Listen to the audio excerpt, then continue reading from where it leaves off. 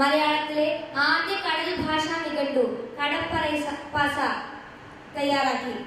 പ്രാദേശിക ഭാഷയിൽ കവിതകൾ എഴുതി ശ്രദ്ധേയനായ ഡി അനിൽകുമാറിനെ വേദിയിലേക്ക് സ്വാഗതം ചെയ്യുന്നു.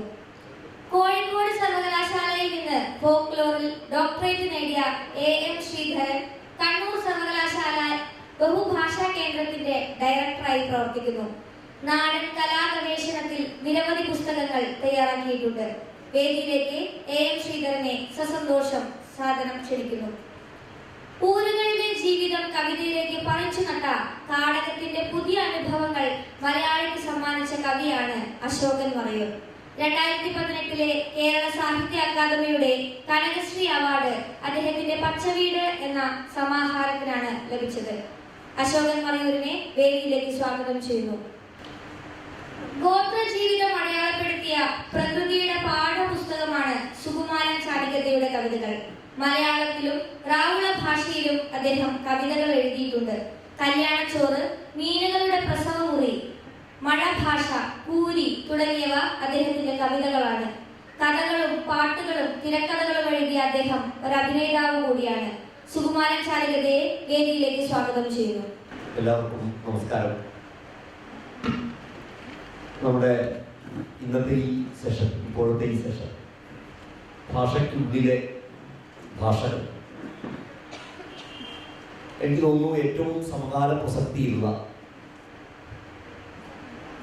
സാഹിത്യവുമായി മാത്രം ബന്ധപ്പെട്ടതല്ല, വ്യവഹാരവും സാഹിത്യവും ആയി ഒരുപോലെ ബന്ധപ്പെട്ട വളരെ പ്രധാനപ്പെട്ട ഒരു സെഷൻ ആണ്. രണ്ട് അടരുകൾ ഈ തലക്കെട്ടിലുണ്ട്. അതിലൊന്ന് നമ്മുടെ കേരളത്തിൻ്റെ ഏറ്റവും പ്രധാനപ്പെട്ട ഭാഷ മലയാളമാണ്. ആ മലയാളം ചരിത്രപരമായി വികസിച്ച് വന്ന ഒരു ഭാഷ. പക്ഷെ അതിനകത്ത് തന്നെ പല മലയാളങ്ങളുണ്ട് എന്ന് നമുക്കറിയാം. ഏത് മലയാളം എന്ന ചോദ്യം പല കോണുകളിൽ നിന്ന് ഉയർന്ന് കേൾക്കുന്ന ഒരു സന്ദർഭം കൂടിയാണ്. ഏത് മലയാളം എന്നുള്ള ചോദ്യം. അപ്പോൾ മലയാളത്തിനകത്ത പല മലയാളങ്ങൾ ഈ തീർച്ചയായിട്ടും ഈ സെഷന്റെ ഭാഗമായിട്ട് ചർച്ചയിൽ കടന്നു വരും. അതാണ് ഒരാള്. ദേശീയ ഭേദങ്ങളാവാം, അല്ലെങ്കിൽ മറ്റു പലതരം മൊഴിഭേദങ്ങളാവാം. ആ മൊഴിഭേദങ്ങൾക്ക്, ആ ദേശീയ ഭേദങ്ങൾക്ക് സാഹിത്യത്തിൽ ഉള്ള സ്ഥാനം ആവാം, സാഹിത്യത്തിൽ എങ്ങനെയാണത് അടയാളപ്പെടുത്തപ്പെട്ടത് എന്നതിനെ കുറിച്ചാവാം. ഇത്തരം കാര്യങ്ങൾ നമ്മുടെ ചർച്ചയുടെ പരിധിയിൽ വരും. രണ്ടാമതൊരു കാര്യം, വളരെ പ്രധാനപ്പെട്ട ഒരു കാര്യം, കേരളം മലയാളം മാത്രമല്ല, കേരളം എന്നുള്ള ഒരു ധാരണ ഇന്ന് വളരെയധികം ശക്തിപ്പെട്ടിട്ടുണ്ട്. ഒരു കാലത്തും കേരളം അങ്ങനെ ആയിരുന്നില്ല, മലയാളം മാത്രമായിരുന്നില്ല ഒരു കാലത്തും കേരളം. പക്ഷേ കേരള ദേശീയത, നൂറ്റാണ്ടുകൾ കൊണ്ട് രൂപപ്പെട്ടു വന്ന കേരള ദേശീയത മലയാളത്തെ മാത്രമാണ് മുന്നോട്ട് വെച്ചത്. അല്ലെങ്കിൽ കേരള ദേശീയതയുടെ ഒഴുക്കിന്റെ ഫലമായി മലയാളം വളരെയധികം മുന്നോട്ട് വന്നപ്പോൾ കൂടെ വരേണ്ടിയിരുന്ന ഭാഷകൾ, സഹോദര ഭാഷകൾ പലതും അദൃശ്യമായി പോയി.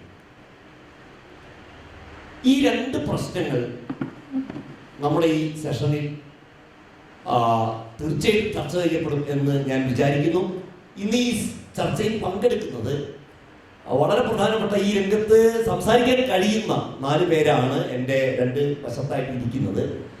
അതിൽ പ്രായം കൊണ്ട് മാത്രമല്ല, ഈ ചർച്ചയുടെ സ്വഭാവം കൊണ്ടും തീർച്ചയായിട്ടും ആദ്യം സംസാരിക്കേണ്ടയാള് ശ്രീധരൻ മാഷാണ്, ഡോക്ടർ എം ശ്രീധരൻ മാഷാണ്.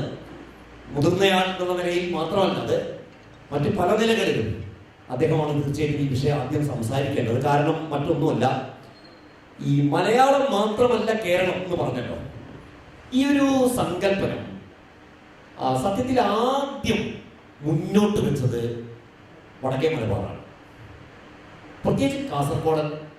എനിക്ക് തോന്നുന്നു ദേശീയ പ്രസ്ഥാനം സജീവമായ കാലത്ത് തന്നെ, അല്ലെ 1940-കളിൽ തന്നെ, 30-40 കാലത്ത് തന്നെ കാസർഗോഡിന്റെ ഒരു ചിന്ത, മലയാളത്തോടൊപ്പം മറ്റ് സഹോദര ഭാഷകളെയും കൂടെ നിർത്തിക്കൊണ്ട് മുന്നോട്ട് പോവുക എന്നുള്ളതായിരുന്നു. കാസർഗോഡ് അറിയപ്പെടുന്നത് തന്നെ, കാസർഗോഡിനെ കുറിച്ചുള്ള ചൊല്ലു തന്നെ ആര് പറഞ്ഞതാണെന്ന് എനിക്കറിയില്ല. കാസർഗോഡിനെ കുറിച്ച് എല്ലാവരും പറയാറുള്ള ഒരു പ്രയോഗം തന്നെ സപ്തഭാഷാ സംഗമ ഭൂമി എന്നുള്ളതാണ്. സപ്തഭാഷാ സംഗമ ഭൂമിയാണ് കാസർഗോഡ് എന്ന് പറയാറ്. ആ 7 ഭാഷകൾ മലയാളം, കന്നഡ, തുളു, ബ്യാരി, അതേപോലെ കൊങ്കിണി, ഹിന്ദുസ്ഥാനി, മറാത്തി, അല്ലെ? തീർച്ചയായിട്ടും മറാത്തി, കറാത്തി എന്നുള്ള പേരിലാണ് അത് അറിയപ്പെടുന്നത്, കേട്ടിട്ടുണ്ട്. കരാട എന്നുള്ള പേരിൽ അറിയപ്പെടുന്ന മറാത്തി ഭാഷ. ഈ ഭാഷകൾ അടങ്ങുന്നതാണ് ഈ സപ്തഭാഷ. കാസർഗോഡ് ജനങ്ങൾ സംസാരിക്കുന്ന 7 ഭാഷകൾ. പക്ഷെ സത്യത്തിൽ 7ഉമല്ല. തുളുവിന് തന്നെ പല വകഭേദങ്ങളുണ്ട് എന്ന് പറഞ്ഞു കേട്ടിട്ടുണ്ട്. 24 വകഭേദങ്ങളുണ്ടെന്ന് മാഷ് പറയുന്നു. അതോടൊപ്പം ആദിവാസി ഗോത്ര ഭാഷകൾ ഇതിനൊക്കെ പുറത്താണ്. കൊറക ഭാഷയുണ്ട്. കൊറക എന്നുള്ള ആദിവാസി വിഭാഗത്തിന് അവരുടെ സ്വന്തം ഭാഷയുണ്ട്. അതേപോലെ മാവിലാൽ തുളു വളരെ ശക്തമായി ഇന്ന് സാഹിത്യരചന നടക്കുന്ന ഒരു ഭാഷയാണ് മാവിലാൽ തുളു. കാസർഗോഡ് ജില്ലയിലെ വളരെ പ്രധാനപ്പെട്ട ഒരു ഭാഷയാണ്. ധാരാളം കവിതകൾ എഴുതപ്പെടുന്ന ഒരു ഭാഷ കൂടിയാണ്. സാഹിത്യരചന നടക്കുന്ന ഭാഷയാണ് മാവിലാൽ തുളു. അതേപോലെ തന്നെ മലവേട്ടുവ എന്നുള്ള ഭാഷ, മലവേട്ടുവ ഭാഷയും സാഹിത്യരചന നടക്കുന്നുണ്ട്. ഇത് ആദിവാസി ഗോത്ര ഭാഷകളാണ്. ഈ ആദിവാസി ഗോത്ര ഭാഷകൾ കൂടി ഇന്ന് ആ സപ്തഭാഷാ സംഗമ ഭൂമിയുടെ ഭാഗമാണ്. ഏതായാലും ശരി, മലയാളം മാത്രമല്ല എന്നുള്ളൊരു കാഴ്ചപ്പാട് ആദ്യം മുന്നോട്ട് വെച്ചത് കാസർഗോഡാണ്, അത്യുത്തര മലബാറാണ്. അതോടൊപ്പം തന്നെ ഈ തുളു ചൂരുള്ള മലയാളം, അല്ലെ, തുളുവിന്റെ വാമൊഴി ചന്തമുള്ള മലയാളം കാസർഗോഡുണ്ട്. അതുകൊണ്ട് ഭാഷയ്ക്കുള്ളിലെ ഭാഷ, മലയാളത്തിനകത്തുള്ള മലയാളം എന്ന നിലയ്ക്കും അത്യുത്തര കേരളത്തിലെ മലബാറിലെ തുളുച്ചൂരുള്ള മലയാളം വളരെ ശ്രദ്ധേയമാണ്. എന്തായാലും ഈ പല നിലകളിൽ മാഷിക്ക്, ശ്രീധരൻ മാഷിക്ക് അത്യുത്തര കേരളത്തിൽ നിന്ന് വരുന്ന തുളുവിൽ നിന്ന് ഒരുപാട് കൃതികൾ മലയാളത്തിലേക്ക് പരിഭാഷപ്പെടുത്തിയ തുളുവിലെ ആദ്യ നോവൽ സതികമലെ, തുളുവിലെ ആദ്യ നോവൽ സതികമലെ മലയാളത്തിലേക്ക് പരിഭാഷപ്പെടുത്തി. അതേപോലെ തന്നെ തുളു കഥകൾ, കത്തിക എന്ന് വെച്ച് കഴിഞ്ഞാൽ ഒരു പൊതിയാണ്, പൊതി, വൈക്കോൽ പൊതിയാണ്, വൈക്കോൽ പൊതി എന്നുള്ള അർത്ഥം വരുന്ന വാക്കാണ് കഥാകത്തിക എന്നുള്ള ബൃഹത്തായിട്ടുള്ള തുളു കഥകളുടെ ഒരു സമാഹാരമാണ്. അതോടൊപ്പം തുളു മലയാളം നിഘണ്ടു അദ്ദേഹം തയ്യാറാക്കിയിട്ടുണ്ട്. തുളു മലയാളം നിഘണ്ടു പ്രസിദ്ധീകൃതമാണ്. ബ്യാരി ഭാഷ, ബ്യാരി തെക്കൻ കർണാടകത്തിൽ കാസർഗോഡ് ജില്ലയിലുള്ള ഭാഷയാണ് ബ്യാരി. ബ്യാരി മലയാളം നിഘണ്ടു മാഷ് തയ്യാറാക്കിയിട്ടുണ്ട്. അങ്ങനെ നിഘണ്ടുകാരൻ, ഫോക്ലോറിസ്റ്റ്, തുളു മലയാളം പരിഭാഷകൻ എന്നീ നിലകളിലൊക്കെ ഇതിനകം തന്നെ വളരെ ശ്രദ്ധേയനായ, ഈ രംഗത്തെ മുതിർന്ന ഒരു വ്യക്തിത്വത്തിനുടമയായ ശ്രീധരൻ മാഷ് ഇതാണ് എൻ്റെ ആദ്യത്തെ ചോദ്യം. ഇതാണ്, മാഷ് ധാരാളം കൃതികൾ തുളുവിൽ നിന്ന് പരിഭാഷപ്പെടുത്തിയിട്ടുണ്ട്. അതിൽ പ്രധാനപ്പെട്ട ഒരു കൃതിയാണ് കഥാകത്തിക. നേരത്തെ അവിടെ സൂചിപ്പിച്ചു കഥാകത്തിക എന്നുള്ള കൃതി. അതിൻ്റെ ആമുഖത്തിൽ കന്നഡത്തിലെ മുതിർന്ന എഴുത്തുകാരൻ, നിരൂപകൻ പ്രൊഫസർ ചിന്നപ്പ ഗൗഡ ഒരു നിരീക്ഷണം നടത്തുന്നുണ്ട്. അത് വേറൊന്നുമല്ല, 1930കളിലാണ് കന്നഡ തുളു സാഹിത്യത്തിന്റെ ഒരു തുടക്കകാലം. തുളുവിൽ കഥയൊക്കെ വരുന്ന 1930കളിലാണ്. പുതിയ കഥകളൊക്കെ വരുന്നത് 1930കളിലാണ്. പക്ഷെ 1940 ആയപ്പോഴേക്കും, 1940-60 കാലത്ത്, ആ കാലം വളരെ പ്രധാനപ്പെട്ട ഒരു കാലമാണ്. കാരണം ദേശീയ പ്രസ്ഥാനം ഏറ്റവും അതിന്റെ പരമാവധിയിലെത്തിയ കാലമാണ് 1940-60 കാലം, ഇന്ത്യ സ്വതന്ത്രമാകുന്ന കാലം. ആ കാലത്ത് തുളു ഭാഷ മങ്ങിപ്പോയി എന്നൊരു നിരീക്ഷണം പ്രൊഫസർ ചിന്നപ്പ ഗൗഡ ആ പുസ്തകത്തിൽ നടത്തുന്നുണ്ട്. അതായത് ഇന്ത്യൻ ദേശീയത, കേരള ദേശീയത ഉയർന്നു വന്ന ആ ഒരു സമയത്ത് തുളു ഭാഷ മങ്ങിപ്പോയി.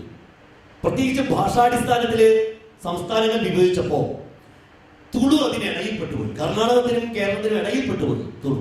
തെക്കൻ കർണാടകത്തിലും കേരളത്തിലുമായി, കാസർഗോഡ് ജില്ലയിലുമായി മുറിഞ്ഞുപോയി തുളു. കർണാടകത്തിൽ കന്നഡം അവരുടെ പ്രധാനപ്പെട്ട ഭാഷയായി മാറി, കേരളത്തിൽ മലയാളവും. അപ്പൊ മലയാളത്തിനും കന്നഡയിലും ഇടയിൽപ്പെട്ട് തുളു വന്നു വല്ലാതെ മെലിഞ്ഞു പോയി. പിന്നീട് 70-കളിലാണ് 60-70 ആയപ്പോഴാണ് തുളു ഭാഷയുടെ ഒരു പുനരുത്ഥാനം സംഭവിക്കുന്നത് എന്ന് അദ്ദേഹം അതിൽ പറയുന്നുണ്ട്. അപ്പൊ എന്നോട് എനിക്ക് ചോദിക്കാനുള്ള ചോദ്യം ഇതാണ്.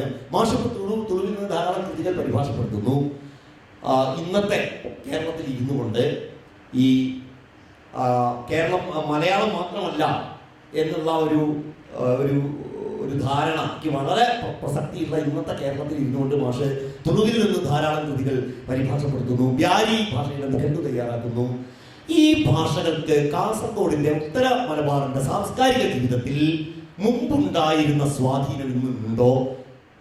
ഉത്തര മലബാറിന്റെ സാംസ്കാരിക ജീവിതത്തിൽ എങ്ങനെയെല്ലാമാണ് തുളു സാഹിത്യ കൃതികൾ ഇന്ന് പ്രവർത്തിക്കുന്നത് എന്നൊന്ന് വിശദീകരിച്ചാൽ കൊള്ളാം.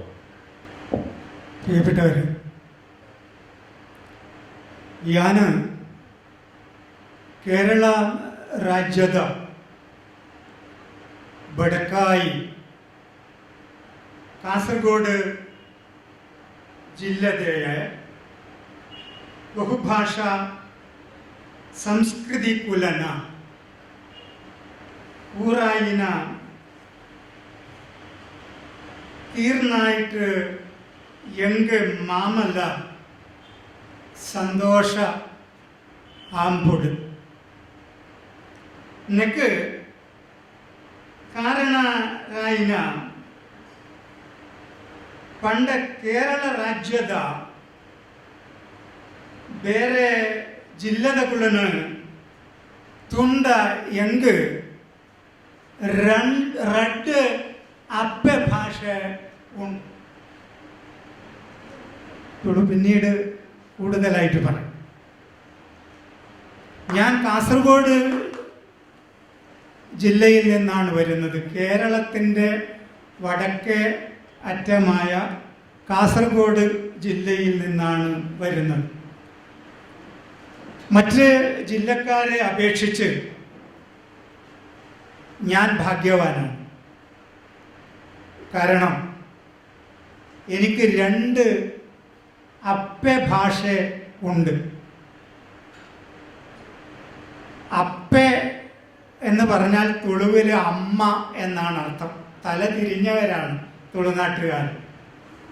അമ്മ എന്ന് വിളിച്ചാൽ അച്ഛൻ കൂറ്റാടും. അമ്മ എന്ന് വിളിച്ചാൽ അച്ഛനും അപ്പ എന്ന് വിളിച്ചു കഴിഞ്ഞാൽ അമ്മയും. ഇവിടെ ഏറെക്കാലത്തൊരു നിരാകരണത്തിൻ്റെയും വീണ്ടെടുപ്പിൻ്റെയും കഥയാണ് പറയാനുള്ളത്. പക്ഷെ അതിന് നമ്മുടെ 15 മിനിറ്റ് സമയം മതിയാകില്ല. ചുരുങ്ങിയത് 1.5 മണിക്കൂറെങ്കിലും വേണം. മലയാളത്തിൻ്റെ പ്രിയപ്പെട്ട കവി പി രാമൻ ആമുഖമായി സൂചിപ്പിച്ചു മറ്റ് ജില്ലകളിൽ നിന്ന് കാസർഗോഡ് എങ്ങനെ വ്യത്യസ്തമാകുന്നു എന്ന്. പഞ്ചദ്രാവിഡ ഭാഷകളിൽ ഒന്നാണ് തുളു. നമ്മുടെ മൂലദ്രാവിഡത്തിൽ നിന്ന് പിരിഞ്ഞു വന്നു എന്ന് പറയപ്പെടുന്ന ഭാഷകളിൽ തമിഴ്, തെലുങ്ക്, തുളു, കന്നഡ, മലയാളം ഇതാണ് നാം പഠിച്ചു വെച്ച ക്രമം. അപ്പോൾ എന്തുകൊണ്ടാണ് മൂന്നാമത് പിരിഞ്ഞു വന്ന തുളു ഇത്രയും കാലമായിട്ട് അവഗണിക്കപ്പെട്ട് കഴിയുന്നത്? പ്രധാനപ്പെട്ട കാരണം കാലാകാലങ്ങളായിട്ട് പ്രധാനമായും കന്നഡ ഭാഷയും സംസ്കാരവും ഒരു പരിധിവരെ മലയാളവും മലയാള സംസ്കാരവും അതിനെ തമസ്കരിക്കാൻ ശ്രമിച്ചു എന്നുള്ളതാണ്. നമ്മൾ മലയാളത്തിന് ശ്രേഷ്ഠഭാഷാ പദവി നേടിയെടുത്തവരാണ്.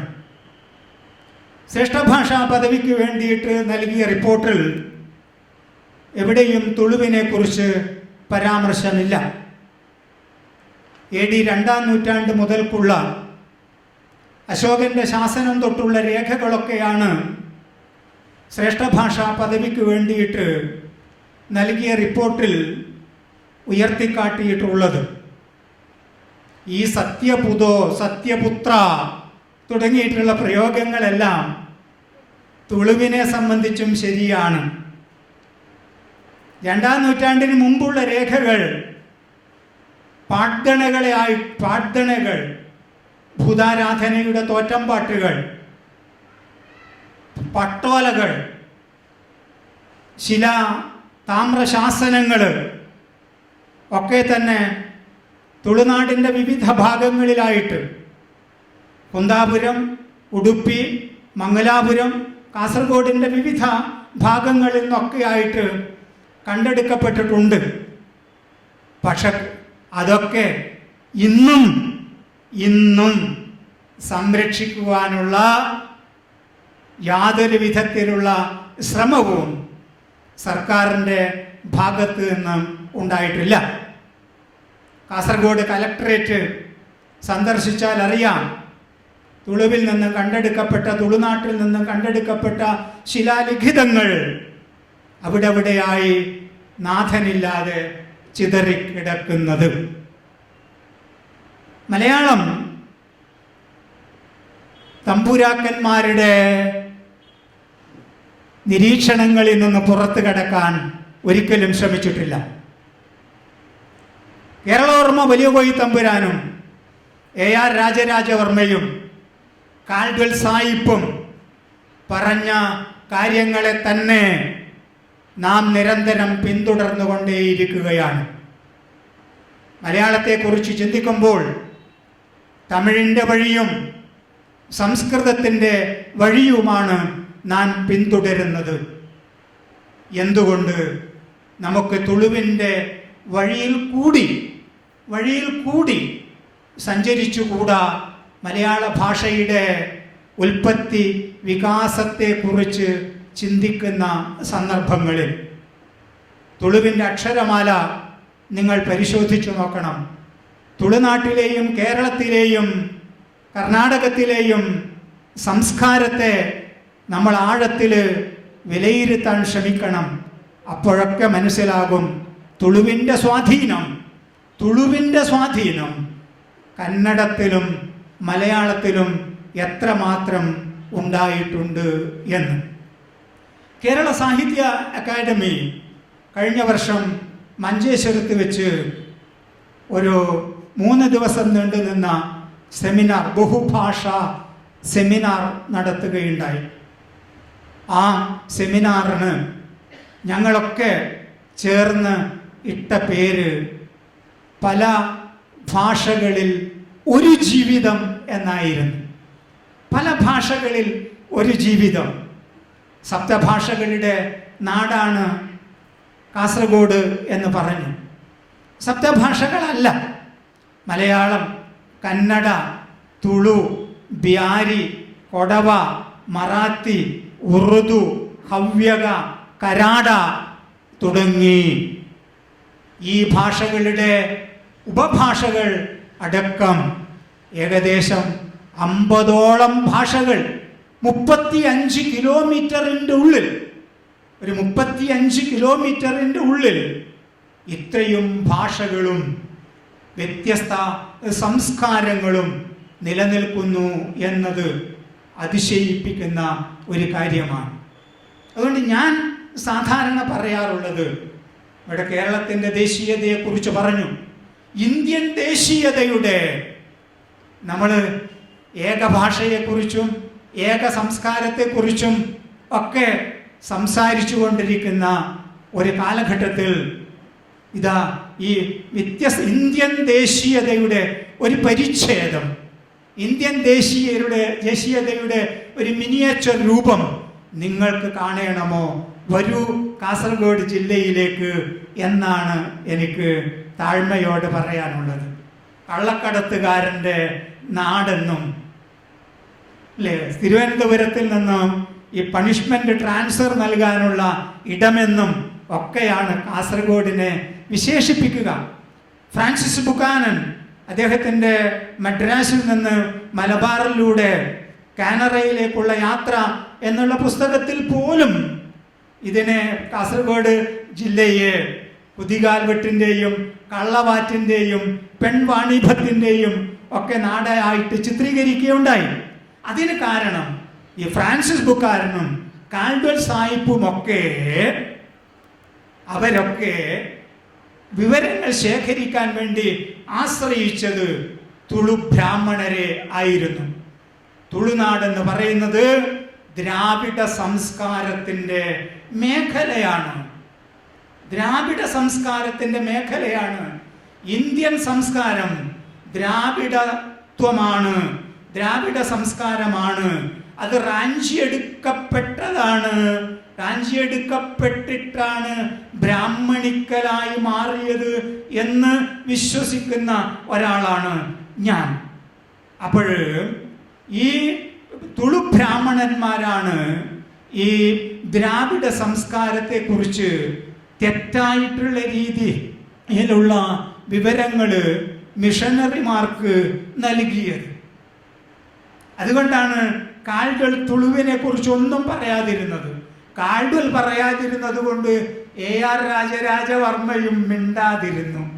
രാജരാജവർമ്മ മിണ്ടാത്തതിനെ കുറിച്ച് മിണ്ടിയാൽ നമ്മുടെ തിരുവനന്തപുരത്തെ ആസ്ഥാന പണ്ഡിതന്മാർക്ക് നിലനിൽപ്പുണ്ടാകില്ല എന്നുള്ളത് കൊണ്ടായിരിക്കാം അവർ ശ്രേഷ്ഠ ഭാഷയെക്കുറിച്ച് ചിന്തിക്കുമ്പോൾ റിപ്പോർട്ട് എഴുതിയപ്പോൾ തുളുവിനെ വിട്ടത്. പക്ഷേ ഞങ്ങളൊക്കെ ചേർന്ന് പറഞ്ഞു, ഇതാ ഇങ്ങനെയൊക്കെ ചില സാധ്യതകളില്ലേ, തുളുവിനെ കൂടി നിങ്ങൾ പരിഗണിക്കേണ്ടതില്ലേ, ഇങ്ങനെയൊരു സംസ്കാരം, ഇങ്ങനെയൊരു ഭാഷ, ഇങ്ങനെയുള്ള നിരീക്ഷണത്തിന് പ്രസക്തിയില്ലേ എന്ന് ചോദിച്ചപ്പോൾ ലോക തുളു സമ്മേളനത്തിൽ 2016 പ്രൊഫസർ നടുവട്ടൻ ഗോപാലകൃഷ്ണൻ സാറ് പ്രഖ്യാപിച്ചു, മലയാളത്തിൻ്റെ തായ് ഭാഷ തുളു തന്നെ എന്ന്. അത് മനസ്സിൽ തട്ടി പറഞ്ഞതാണെങ്കിലും അല്ലെങ്കിലും അങ്ങനെ പറയിക്കാൻ സാധിച്ചു എന്നുള്ളത്, ആ വഴിയിലൂടെ ചിന്തിക്കാൻ പ്രേരിപ്പിച്ചു എന്നുള്ളത്. നമ്മൾ ഈ പാടിപ്പതിഞ്ഞ വഴിയിൽ ഭാഷയ്ക്ക് അനേകം സാധ്യതകളുണ്ട്.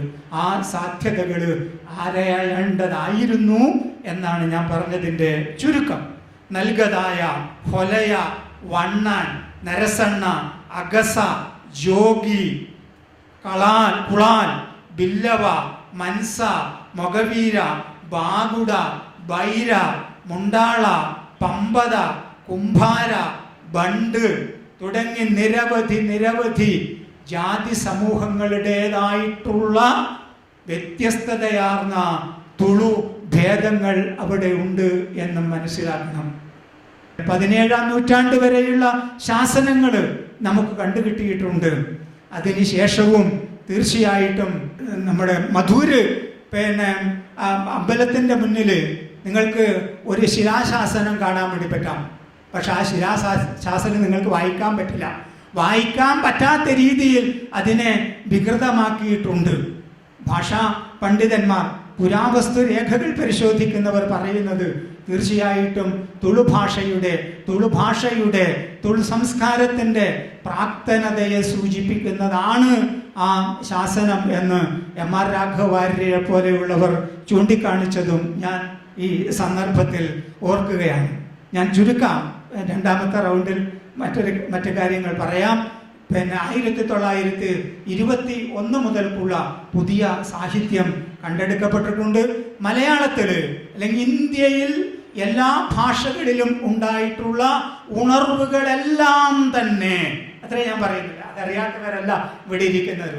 സാഹിത്യത്തിൻ്റെ മേഖലയിൽ കവിതയിലാകട്ടെ, കഥയിലാകട്ടെ, നോവലിലാകട്ടെ, എല്ലാം നമ്മുടെ ഇന്ത്യൻ സാഹിത്യത്തിലുണ്ടായ ഉണർവുകളെല്ലാം തന്നെ ഏറ്റക്കുറച്ചിലുകളോടുകൂടി സ്വാംശീകരിക്കുന്നതിന് വേണ്ടി തുളുവിനും സാധിച്ചിട്ടുണ്ട്.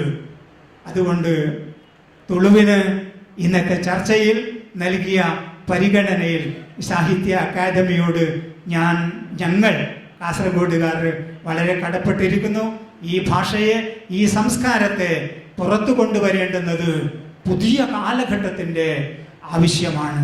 കാരണം ഈ ഭാഷകളും ഈ ദ്രാവിഡ സംസ്കാരവും ഈ ജാതിവർഗങ്ങളും ഒക്കെ വളരെ വൈകാതെ ഇല്ലാതായി പോയേക്കുമോ എന്ന് സംശയിക്കുന്ന ഒരാളാണ് ഞാൻ. ഈ ബഹുത്വം, ഈ ബഹുലത നഷ്ടമാകാതെ സൂക്ഷിക്കേണ്ടുന്നത് ഇന്ത്യൻ ദേശീയതയുടെ, പ്രത്യേകിച്ച് ഇന്നത്തെ ദിവസത്തിന് പ്രത്യേകതയുണ്ട്. ഗാന്ധിജിയെ നമ്മൾ അനുസ്മരിക്കുന്ന ദിവസമാണ്. ഗാന്ധി വിഭാവനം ചെയ്ത ഒരു ലോകക്രമം സാധ്യമാകണം എന്നുണ്ടെങ്കിൽ തുളുനാടിൽ മുന്നോട്ട് വെക്കുന്ന ദേശീയതാ സങ്കല്പം നാം തിരിച്ചു പിടിക്കേണ്ടതുണ്ട്. നന്ദി മോശെ വളരെ കൃത്യമായി തന്നെ തുളുവും മലയാളവും തമ്മിലുള്ള ബന്ധത്തെക്കുറിച്ച്, അതും ചരിത്രത്തിനപ്പുറത്ത് നിന്നുകൊണ്ട് മോശ് വളരെ കൃത്യമായി അത് ഇന്നും തുടരുന്നതിനെ കുറിച്ച് വളരെ കൃത്യമായി തന്നെ മോശ് സംസാരിച്ചു.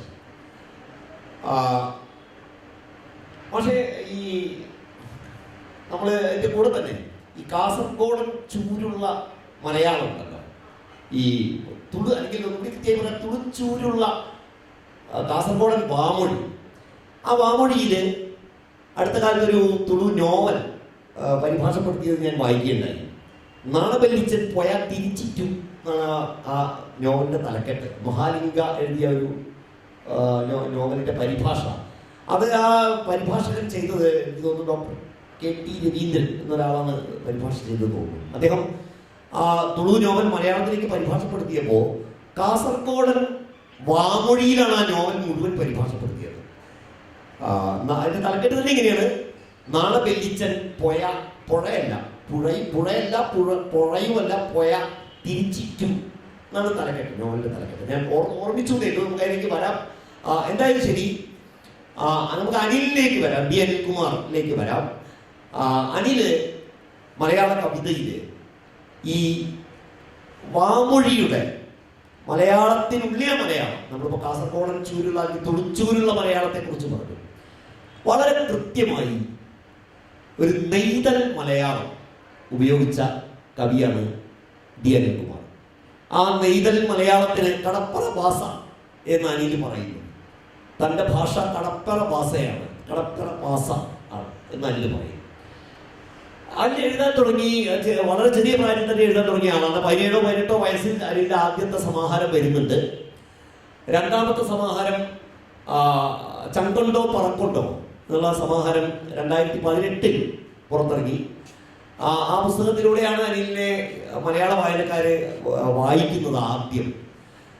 അതിനുശേഷം അടുത്തിടെ കഴിഞ്ഞ വർഷം 2021 അനിലിന്റെ അടുത്ത പ്രധാനപ്പെട്ട പുസ്തകം അവിയൻകോര എന്നുള്ള പുസ്തകം പുറത്തു വരുന്നു. വളരെ പ്രധാനപ്പെട്ട മലയാളത്തിലെ സമകാല മലയാളത്തിലെ വളരെ പ്രധാനപ്പെട്ട ഒരു പുസ്തകമാണിത്. ഈ 3 സമാഹാരങ്ങളിലൂടെയും അനില് പതുക്കെ വികസിപ്പിച്ചെടുക്കുന്ന ഒരു കാവ്യഭാഷയുണ്ട്. ആ കാവ്യഭാഷ വരമൊഴി മലയാളം അല്ല, അല്ലെങ്കിൽ മലയാളത്തിന്റെ മുഖ്യധാര കവിതാ പാരമ്പര്യം മുന്നോട്ട് വെച്ചിട്ടുള്ള ഒരു ഭാഷയിലല്ല അനിൽ എഴുതുന്നത്. അനിൽ തന്റെ തീരദേശത്തെ, വിഴിഞ്ഞത്തെയും പരിസരത്തെയും ജനങ്ങൾ സംസാരിക്കുന്ന ഭാഷയാണ് തന്റെ കവിതയുടെ അതിന്റെ ശരീരമായിട്ട് അനിൽ തിരഞ്ഞെടുത്തിട്ടുള്ളത്. എങ്ങനെയാണ് അനിൽ അങ്ങനെ ഒരു വഴിയിലേക്ക് അനിൽ എത്തിപ്പെട്ടത്? എനിക്ക് തോന്നുന്നു അനിലിന്റെ ആദ്യ സമാഹാരത്തിലെ കവിതകൾ അങ്ങനെ ആയിരുന്നില്ല, അത് മാനക ഭാഷയിൽ എഴുതിയ കവിതകളായിരുന്നു. പക്ഷെ പിന്നീട് രണ്ടാമത്തെ പുസ്തകത്തിലേക്ക് എത്തുമ്പോഴേക്കും അനിലിന്റെ കവിതയുടെ ഭാഷ മാറി. അനിലിന്റെ കവിതയിൽ ആവിഷ്കരിക്കുന്ന ജീവിതവും അതിനനുസരിച്ച് മാറിയിട്ടുണ്ട്. തീർച്ചയായിട്ടും ഈ മാറ്റത്തെ അനിലിന്റെ സ്വന്തം ജീവിതവുമായി ബന്ധിപ്പിച്ചുകൊണ്ട് എങ്ങനെയാണ് അനിൽ കാണുന്നത്? ഒരു കാര്യം കൂടി, ഈ രണ്ടുപേർക്ക്, എന്റെ രണ്ട് ഭാഗത്ത് ഇരിക്കുന്നവർക്ക് തമ്മിൽ ഒരു ബന്ധം കൂടിയുണ്ട്, ഒരു ചർച്ച കൂടിയുണ്ട്. രണ്ടുപേരും നിഘണ്ടുകാരന്മാർ കൂടിയാണ്. ശ്രീധരൻ മാഷ് 2 നിഘണ്ടുക്കൾ തയ്യാറാക്കിയിട്ടുണ്ട്. ബ്യാരി ഭാഷാ നിഘണ്ടുവും തുളു മലയാള നിഘണ്ടുവും. അതിന്റെ പശ്ചാത്തല മാഷ് ഇപ്പോൾ വിശദീകരിച്ച് കഴിഞ്ഞു. അനിലിന്റെ കാര്യം കുറച്ച് വ്യത്യസ്തമാണ്. അനില്, എനിക്ക് തോന്നുന്നില്ല മലയാളത്തിലെ വേറൊരു കവിയും സ്വന്തം കവിത വായിക്കാൻ വേണ്ടി വായനക്കാരെ സഹായിക്കുന്നതിന്റെ കൂടി ഭാഗമായി ഒരു കവി ഒരു നിഘണ്ടു ഉണ്ടാക്കണം, കടപ്പറ ഭാഷ നിഘണ്ടു. അനിലിന്റെ കവിത വായിക്കണമെങ്കിൽ കടപ്പറ ഭാഷ അറിയണം, അല്ലെങ്കിൽ അത് ഒരു പരിചയം ഉണ്ടാവും. അത് അറിയാത്ത ഒരാൾക്ക് അത് വായിക്കാം, അത് വേറെ വിഷയം. പക്ഷെ കടപ്പുറ ഭാഷയുടെ പദാവലി കൂടി പരിചയപ്പെട്ടാൽ അനിലിന്റെ കവിതയിലേക്ക് കൂടി എളുപ്പത്തിൽ നമുക്ക് കടക്കാൻ കഴിയും, അതിൻ്റെ ഉള്ളിലേക്ക്. അതുകൊണ്ട് അനിൽ കൃത്യമായിട്ട് ഞാൻ വിചാരിക്കുന്ന അനിലിന്റെ കവിതയ്ക്ക് കൂടിയുള്ള ഒരു പ്രവേശകം എന്നുള്ള നിലയിലാണ് അതിൻ്റെ നിഘണ്ടു തയ്യാറാക്കിയിട്ടുണ്ട്. മലയാളത്തിൽ വേറെ ഒരു കവിയും ഇങ്ങനെ സ്വന്തം കവിത വായിക്കാൻ വേണ്ടി ഒരു നിഘണ്ടു ഉണ്ടാക്കേണ്ട ആവശ്യം വേറൊരു കവിക്ക് ഉണ്ടായിട്ടുണ്ട് എന്ന് ഞാൻ വിചാരിക്കുന്നില്ല. എന്തായാലും അനിൽ എങ്ങനെയാണ് ഈ ഒരു കാവ്യഭാഷയിലേക്ക് വരുന്നത്, ഈ ഒരു കവിതാ സങ്കല്പത്തിലേക്ക് വരുന്നത് എന്നൊന്ന് വിശദീകരിച്ചാൽ. ഞാൻ തിരുവനന്തപുരം ജില്ലയിലെ വിഴിഞ്ഞം എന്ന് പറയുന്ന ഇതിപ്പോൾ തുറമുഖമായി വികസിക്കാൻ നിൽക്കുന്ന ഒരു തീരപ്രദേശത്ത് ജനിച്ചു വളർന്ന ഒരാളാണ്. അപ്പോൾ വിഴിഞ്ഞം എന്ന് പറയുന്നത് ഒരു തീരപ്രദേശമാണെങ്കിലും പൊഴിയൂർ മുതൽ അഞ്ചുതെങ്ങ് വരെയുള്ള 52 തീരപ്രദേശത്തിൻ്റെ തീരഭാഷയുടെ സങ്കര സ്വഭാവം കാണിക്കുന്ന ഒരു പ്രദേശമാണ് വിഴിഞ്ഞം എന്ന് പറയുന്നത്.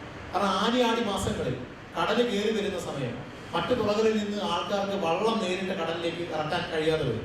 അപ്പോൾ അവരെല്ലാവരും കൂടി വള്ളം വണ്ടികളിൽ വെച്ച് നേരെ വിഴിഞ്ഞം കടപ്പുറത്താണ് കൊണ്ടുവരുന്നത്. ആ വിഴിഞ്ഞം കടപ്പുറത്ത് കട്ടവരവൊക്കെ വെച്ചിരുന്നിട്ട് നേരെ വിഴിഞ്ഞത്ത് നിന്നിട്ടാണ് കടലിലേക്ക് പോകുന്നത്. അപ്പോൾ സ്വാഭാവികമായിട്ട് ഇപ്പോൾ പൊടിയൂർ എന്ന് പറയുന്ന ഈ തെക്കൻ ജില്ലയുടെ അറ്റത്തുള്ള തീരപ്രദേശത്ത് താമസിക്കുന്ന ഒരാൾ സംസാരിക്കുന്ന ഭാഷയുടെ വേരിയേഷനാണ്. അതേസമയം തന്നെ അടിമലത്തുറ എന്ന് പറയുന്ന മലയുടെ താഴെ രൂപപ്പെട്ട ഒരു തുറയായിട്ടുള്ള ആ തുറയിൽ സംസാരിക്കുന്ന ആൾക്ക് അവർ ഓരോരു പാമ്പി ലഞ്ചു പോണ്, അതാണ് അവരുടെ ഭാഷ. ഒരു പാമ്പ് ഇടഞ്ഞിടഞ്ഞു പോകുന്നതാണ്, പക്ഷെ അവരുടെ ഋതം ഓരോരു പാമ്പ് ലഞ്ചു പോണ് എന്ന് പറഞ്ഞത്. പക്ഷെ നമ്മളൊരു പാമ്പ് ഇളഞ്ചു പോണ് എന്ന് മാത്രം പറയാം. അപ്പൊ ഈ ഭാഷയുടെ വൈവിധ്യം മുഴുവൻ കിട്ടുന്ന ഒരു സ്ഥലമാണ് വിഴിഞ്ഞം എന്ന് പറയുന്നത്. അപ്പൊ വിഴിഞ്ഞം പ്രദേശത്ത് ജനിച്ചു വളർന്ന എനിക്ക് ആദ്യം ഞാൻ സംസാരിക്കുമ്പോൾ എൻ്റെ അമ്മയും അപ്പനും എൻ്റെ ഉളപ്പുറന്നവന്മാരും എല്ലാവരും സംസാരിക്കുന്ന ഭാഷയിലാണ് ഞാൻ സംസാരിക്കുന്നത്. അപ്പൊ ഏതാണ്ട് അവിടെ നിന്ന് പഠിക്കുന്നതിന് വേണ്ടി തിരുവനന്തപുരം എന്ന് പറയുന്ന ഒരു നഗരത്തിൽ എത്തിപ്പെടുന്നത് വരെ അതിനപ്പുറം ഒരു ഭാഷ ഉണ്ട് എന്നുള്ളൊരു ബോധം ഞങ്ങൾക്ക് ആർക്കില്ലായിരുന്നു. കാരണം ഇപ്പൊ കുട്ടിക്കാലത്ത് 4ാം ക്ലാസ്സിലും 5ാം ക്ലാസ്സിലും അധ്യാപകർ മലയാളം പഠിപ്പിക്കുമ്പോഴും നമ്മൾ ആ മലയാളം സ്വാംശീകരിക്കുന്നതിന് പകരം നമ്മൾ പരസ്പരം തീരപ്രദേശത്തെ കാലങ്ങളോളം നമ്മുടെ മനുഷ്യർ മുഴുവൻ കടപ്പുറ ഭാഷ എന്ന് വ്യവഹരിക്കുന്ന ആ ഭാഷയിലാണ് സംസാരിക്കുക. അപ്പൊ ഞങ്ങൾ അധ്യാപകരാണ് അതുകൊണ്ട് ടീച്ചർ വേണ്ടി നീ പോടി അല്ലെങ്കിൽ നിന്റെ മാപ്പിള എണ്ണീടി കാട്ടി ഇതൊക്കെ പറഞ്ഞ് സംസാരിക്കുമ്പോൾ ഈ അധ്യാപകർ നമ്മളെ എണീപ്പിച്ച് നേരെ ഡെസ്കിന്റെ മണ്ടയിൽ നിർത്തിയിട്ട് ഈ ഭാഷയിൽ സംസാരിക്കരുത് എന്നവർ പറഞ്ഞു തരും. പക്ഷെ നമുക്കത് തീരെ കിട്ടില്ല.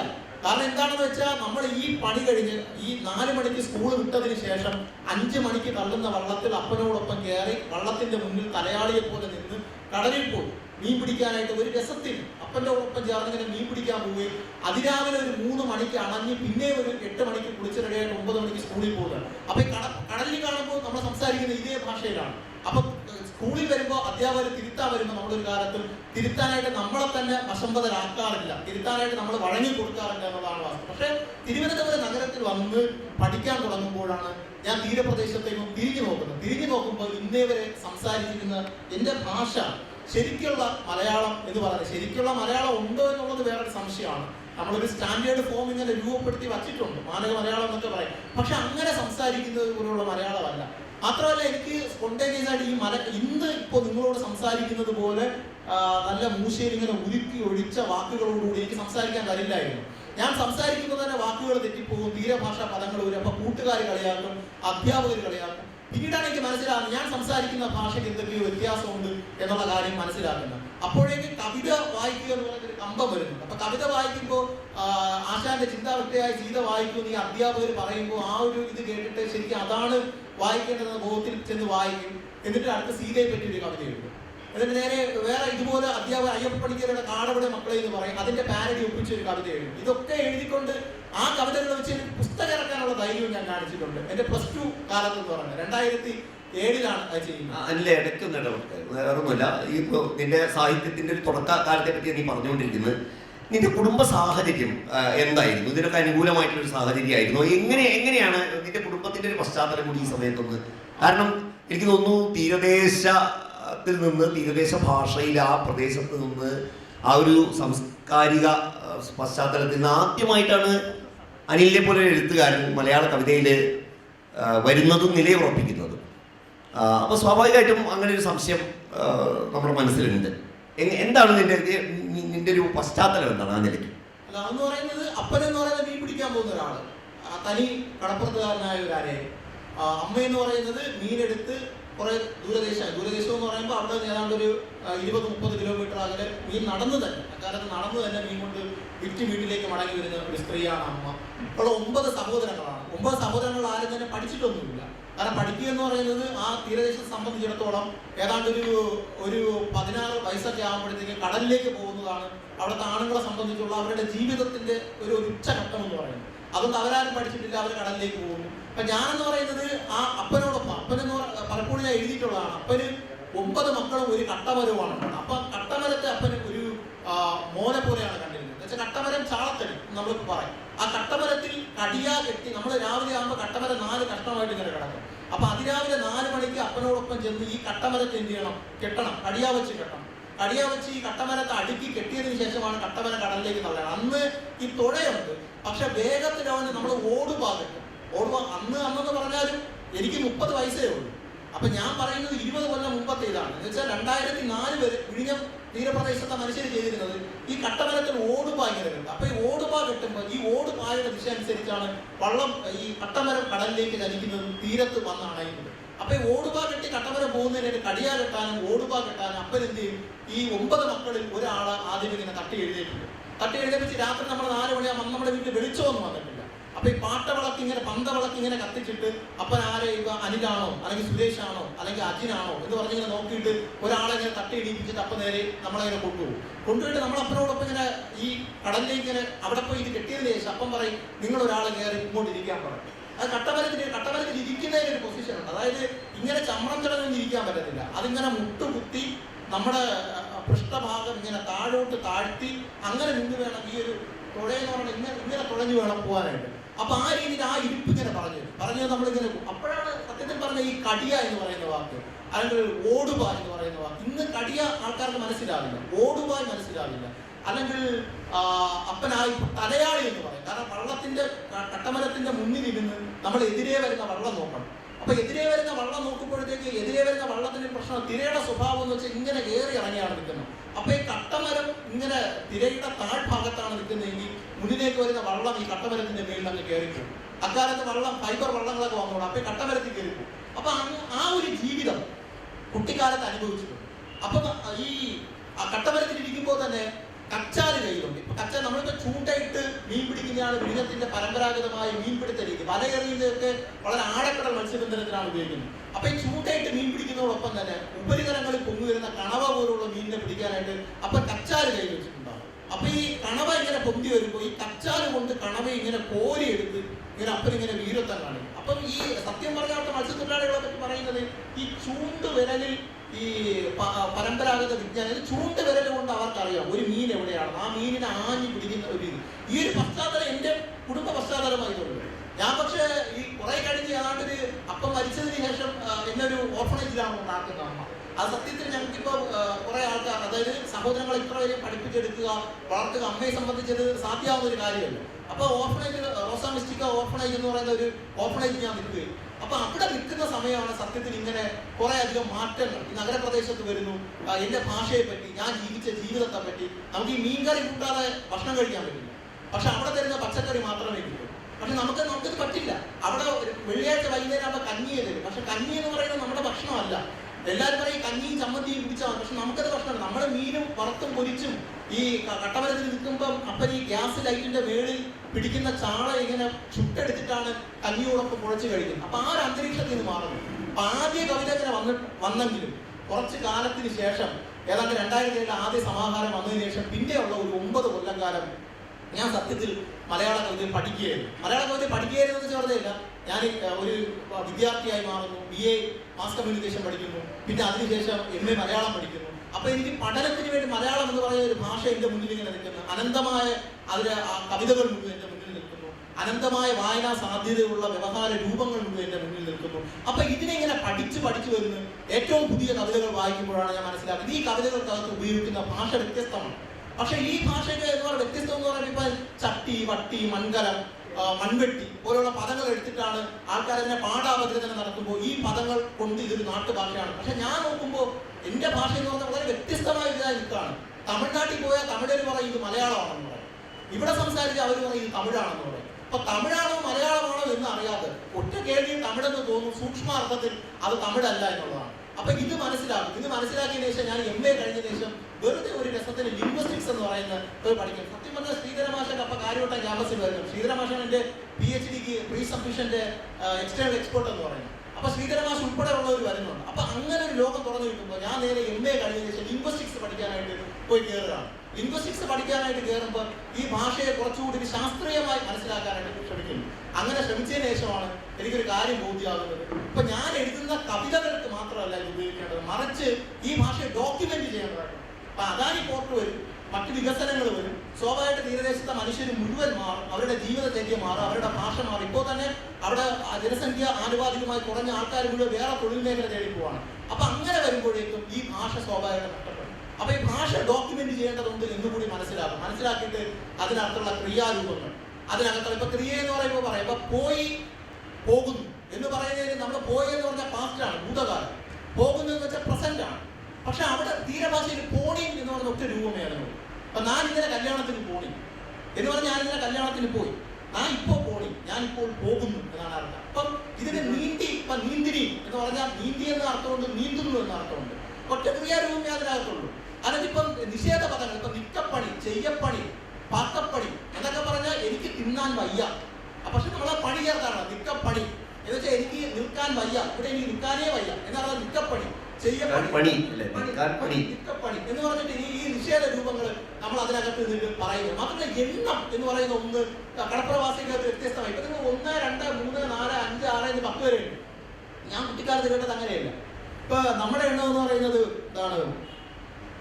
ചാവ്, തോവ്, തിര്, പാത്ത്, തട്ടല്, തടവല്, നുളയ്ക്കല്, വലു, കുലു, പാത്ത. 10 ഞാൻ പറഞ്ഞത്. അത് മനസ്സിലായി. ഇപ്പൊ 1 എന്ന് പറയുമ്പോ ചാവ്, 2 എന്ന് പറയുമ്പോ തോവ്, 3 എന്ന് പറയുമ്പോ എന്താണ്? തിര്, 4 എന്ന് പറയുമ്പോ പാത്ത്, 5 എന്ന് പറയുമ്പോ തട്ടല്, 6 എന്ന് പറയുമ്പോ തടവല്, 7 നുളയ്ക്കല്, 8 എന്ന് പറയുമ്പോ വലു, 9 എന്ന് പറയുമ്പോ മറ്റേ കുമാൻ, 10 എന്ന് പറയുമ്പോ കുലു, കുലു പൈസ, 10 പൈസ. ചാവട്ടം എന്ന് പറയുമ്പോ 100, വലിയ ചാവട്ടം, 1000 എന്ന് പറയുന്ന അംഗസംഖ്യയാണ് നമ്മുടെ ഈ ആൾക്കാർ പറയുന്ന സംഖ്യയാണ് ഈ കടപ്പുറത്ത് കേട്ടിട്ടുള്ളത്.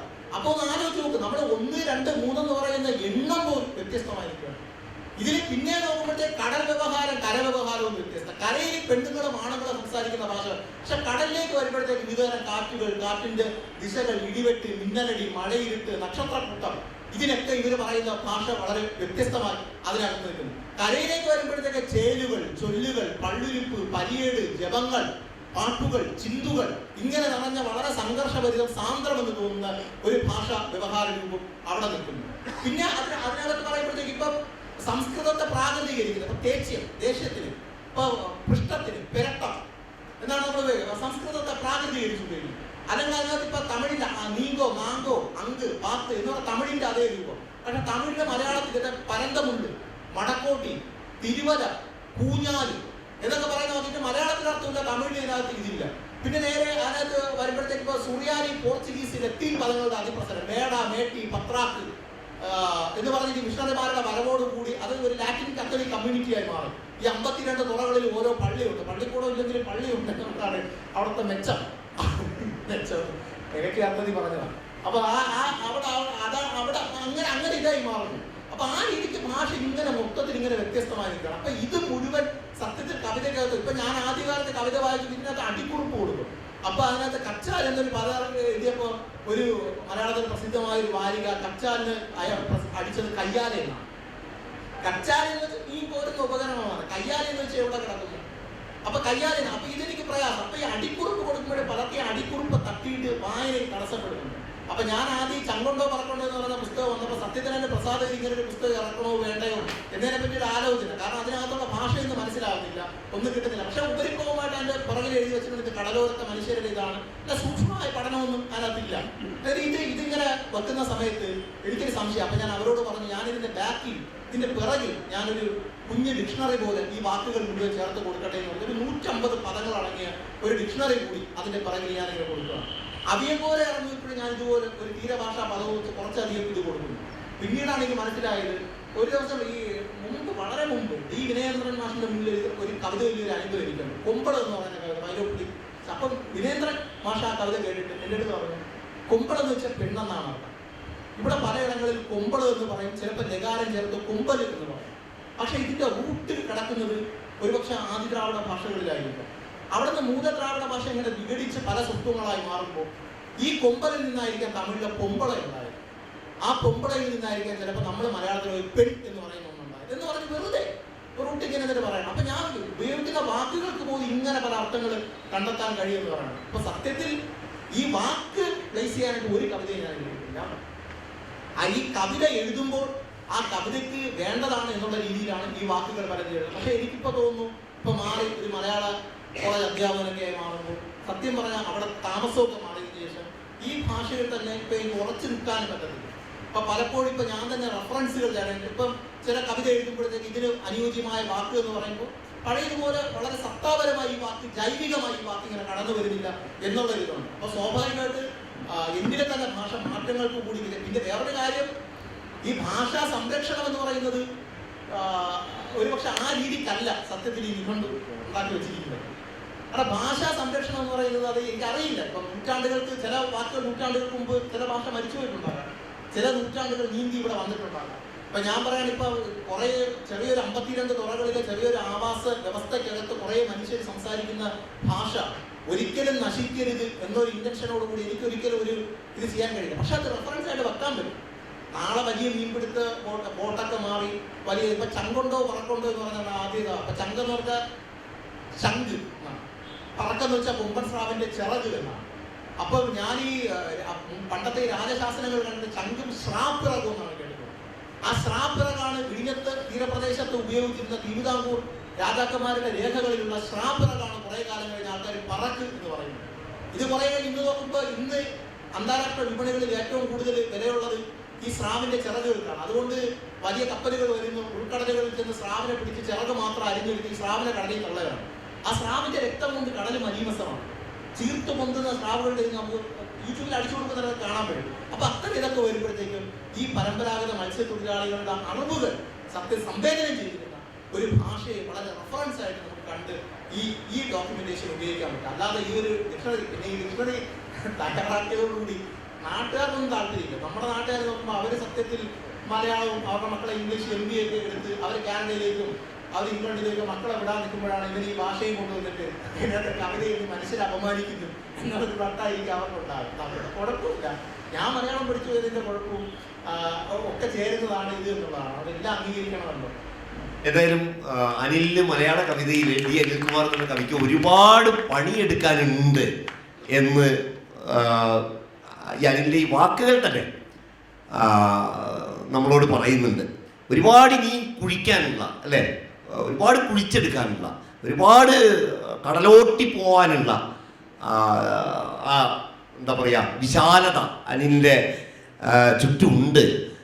അത് മുഴുവൻ അതിലേക്ക് കപ്പലോടിച്ച് പോകാൻ അനിലിന് കഴിയട്ടെ തീർച്ചയായിട്ടും. നമുക്ക് അശോകനിലേക്ക് വരാം. അശോകൻ കാട്ടിൽ നിന്ന് വരുന്നതാണ്, കാടിൻ്റെ മനുഷ്യനാണ്. അശോകനെ കുറിച്ച് പറയുമ്പോൾ എനിക്ക് വളരെ വ്യക്തിപരമായ ഒരുപാട് കാര്യങ്ങൾ കൂടി, കാരണം ഞങ്ങളുടെ രണ്ടുപേരുടെയും ജീവിതം ഇങ്ങനെ ഇടകലർന്ന് കിടക്കുന്ന ഒരു ജീവിതമാണ്. വിധിവശാൽ ഞങ്ങൾ ഒരുമിച്ച് മറയൂരിൽ വെച്ച് ഞാൻ അശോകൻ പഠിക്കുന്ന സ്കൂളിൽ, അശോകൻ എന്ന് 10ാം ക്ലാസ്സിൽ പഠിക്കുകയാണ്, അവിടെ ഒരു അധ്യാപകനായി ഞാൻ വരികയും അങ്ങനെ അശോകൻ്റെ ആദ്യത്തെ കവിതകൾ കാണാനുള്ളൊരു ഭാഗ്യം കിട്ടുകയും ചെയ്ത ഒരു അധ്യാപകൻ കൂടിയാണ് ഞാൻ. അശോകൻ ആദ്യം എഴുതിയ കവിതകൾ വായിച്ചിട്ടുള്ള ഒരേ ഒരാൾ ഒരു പക്ഷേ ഞാനായിരിക്കും. എന്തായാലും അതിനുശേഷം അശോകൻ നമ്മുടെ കൺമുന്നിൽ വെച്ച് അശോകൻ വളർന്നു. മലയാളത്തിലെ വളരെ പ്രധാനപ്പെട്ട, കേരളത്തിലെ വളരെ പ്രധാനപ്പെട്ട കവിയായിട്ട് മാറി. അപ്പോൾ ഞങ്ങളുടെ സംവാദങ്ങളുടെ ഇടയിൽ ഒരിക്കൽ ഞങ്ങൾ തമ്മിൽ വലിയൊരു ചർച്ച നടക്കുകയുണ്ടായി. അത് വേറൊന്നുമില്ല, എന്തുകൊണ്ട് മുതുവാൻ ഭാഷയിൽ കവിത എഴുതിക്കൂടാ എന്നൊരു ചർച്ച ഞങ്ങൾക്കിടയിൽ ഉണ്ടായി. അപ്പോൾ അശോകനതിന് പറഞ്ഞ, കാരണം അന്ന് അങ്ങനെ മറ്റ് ഭാഷാരൂപങ്ങളിൽ, കേരളത്തിലുള്ള മറ്റ് ഭാഷാരൂപങ്ങളിൽ എഴുത്ത് എന്നുള്ളൊരു സങ്കല്പം അന്ന് ഉണ്ടായിട്ടില്ല, അത്ര വ്യക്തമായി വന്നിട്ടില്ല. തീർച്ചയായിട്ടും എനിക്ക് തോന്നുന്നു ആ സമയത്ത് സുകുമാരൻ വയനാട്ടിൽ ഇരുന്ന് എഴുതി തുടങ്ങുന്നുണ്ട്, സുകുമാരൻ്റെ കവിതകൾ എഴുതി തുടങ്ങുന്നുണ്ട് ആ സമയത്ത്. പക്ഷേ സുകുമാരൻ അങ്ങനെ വയനാട്ടിൽ ഒളിച്ചിരുന്ന് എഴുതാണ്. വയനാട്ടിലെ സുകുമാരനെ അറിയുള്ളൂ, പുറത്തേക്ക് അറിയാറായിട്ടില്ല. എന്തായാലും ആ സമയത്ത് അശോകൻ പറഞ്ഞൊരു മറുപടി, മുതുവാൻ ഭാഷയിൽ ഞാൻ എഴുതിയാൽ 2 പ്രശ്നങ്ങളുണ്ട്. ഒന്ന് ഞാനിപ്പോഴും ഓർമ്മിക്കുകയാണ്. ഒന്ന്, ഞങ്ങൾക്ക് ലിപിയില്ല. ഏത് ലിപിയിൽ എഴുതും? മലയാള ലിപിയിൽ എഴുതുമ്പോൾ അത് കൃത്യമാവില്ല, പ്രൊണൗൺസിയേഷൻ, ഉച്ചാരണം കൃത്യമാവില്ല. അല്ലെങ്കിൽ പിന്നെ തമിഴിൽ എഴുതാം, തമിഴിൽ എഴുതിയാലും അത് ശരിയാവില്ല. തമിഴിനേക്കാൾ കൂടുതൽ മലയാളം, അശോകനെ സംബന്ധിച്ച് മലയാളം 3ാം ഭാഷയാണ്.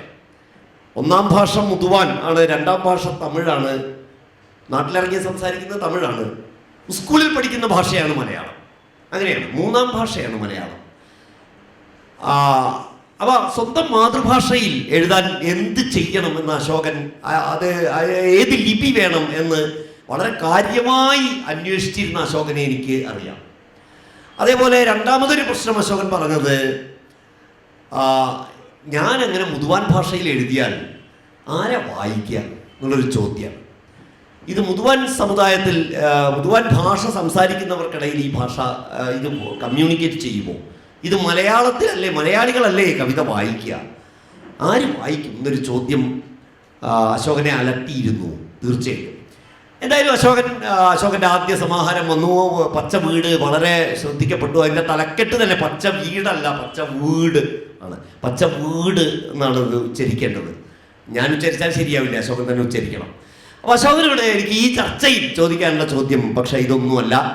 അശോകൻ എൻ്റെ കവിത ശ്രദ്ധിക്കപ്പെട്ടത് അശോകൻ മുതുവാൻ എന്ന വളരെ വ്യത്യസ്തമായൊരു ഭാഷയിൽ, കേരളത്തിലെ ആദിവാസി ഗോത്ര ഭാഷയിൽ എഴുതി എന്നതുകൊണ്ട് മാത്രമല്ല അശോകൻ വലിയ കവിയാകുന്നത്, പ്രധാനപ്പെട്ട കവിയാകുന്നത്.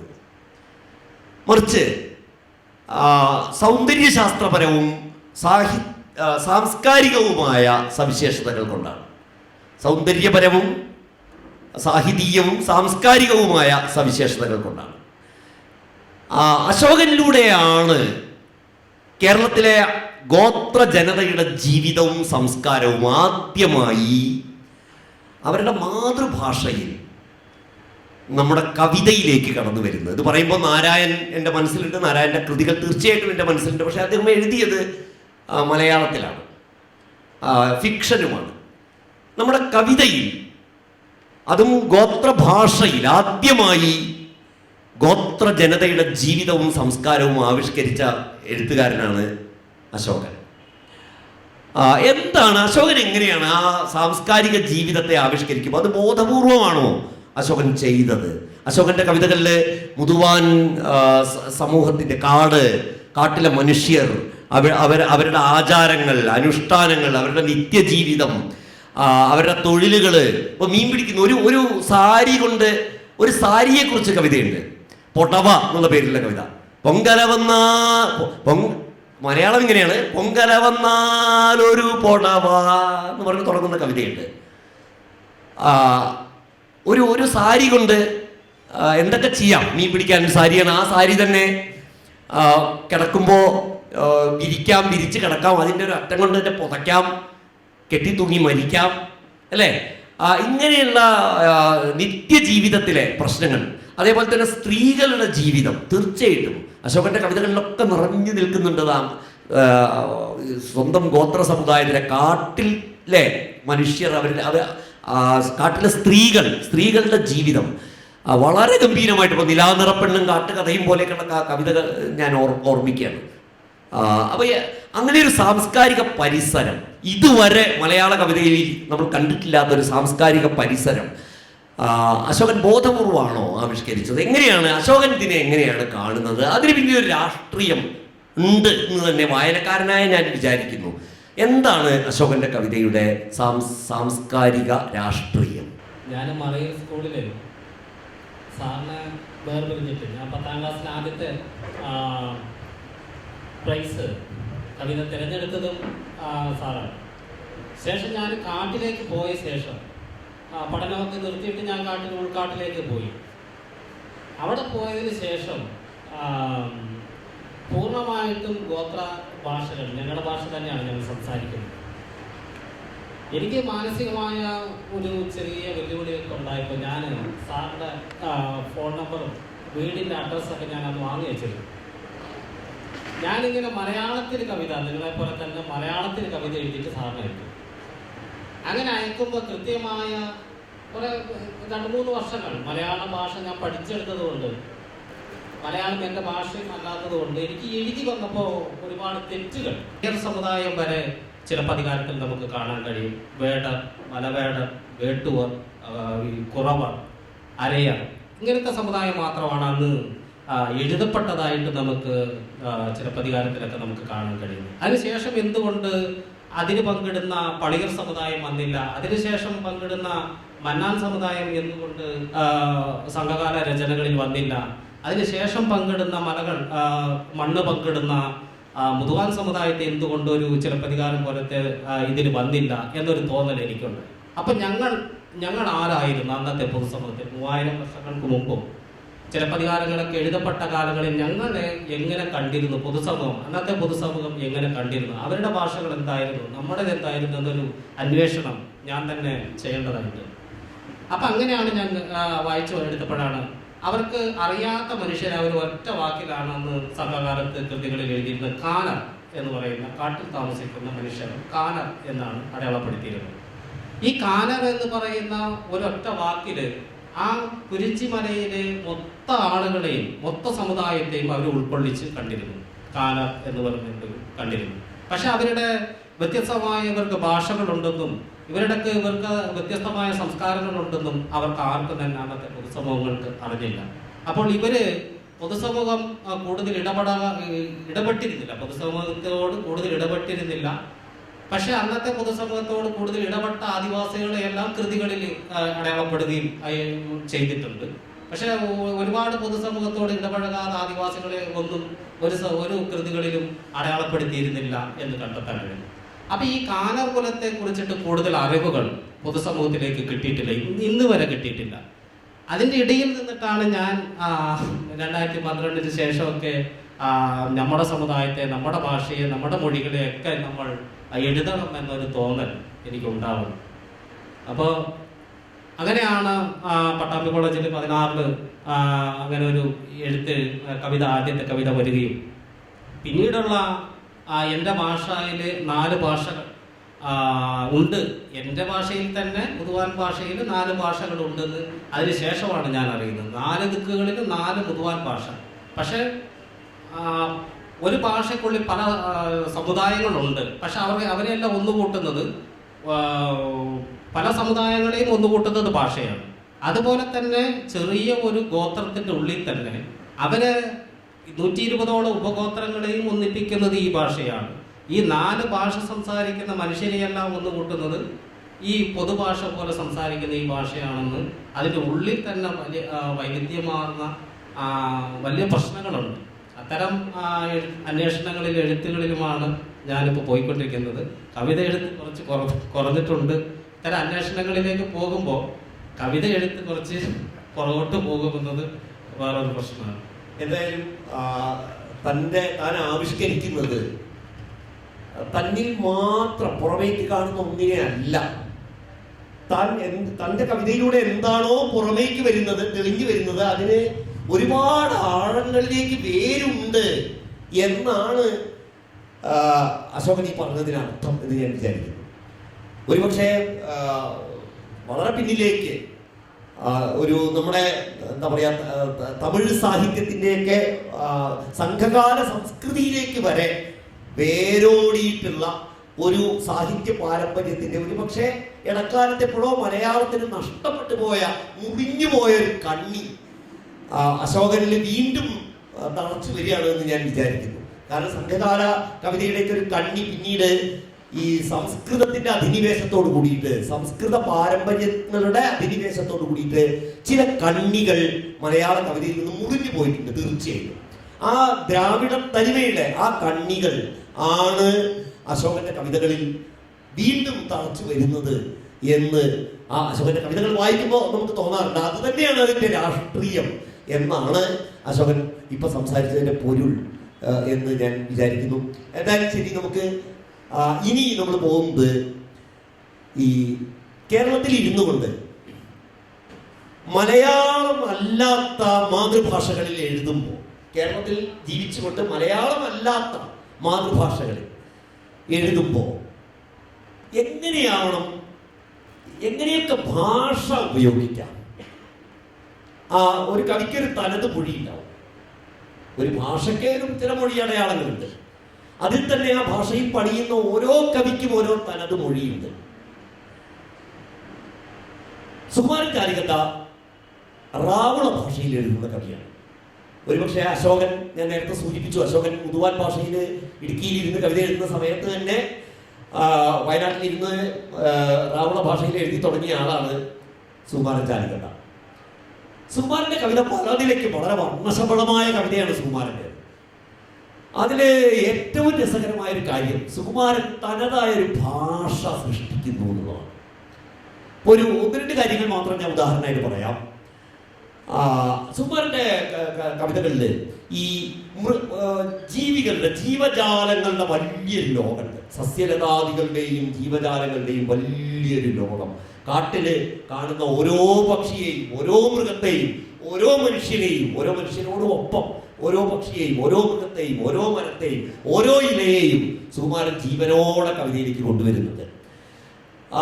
സുകുമാരന്റെ കവിത നിറയെ ജന്തുക്കളുടെ ശബ്ദങ്ങൾ കൊണ്ട് നിറഞ്ഞിരിക്കുന്നുണ്ട്.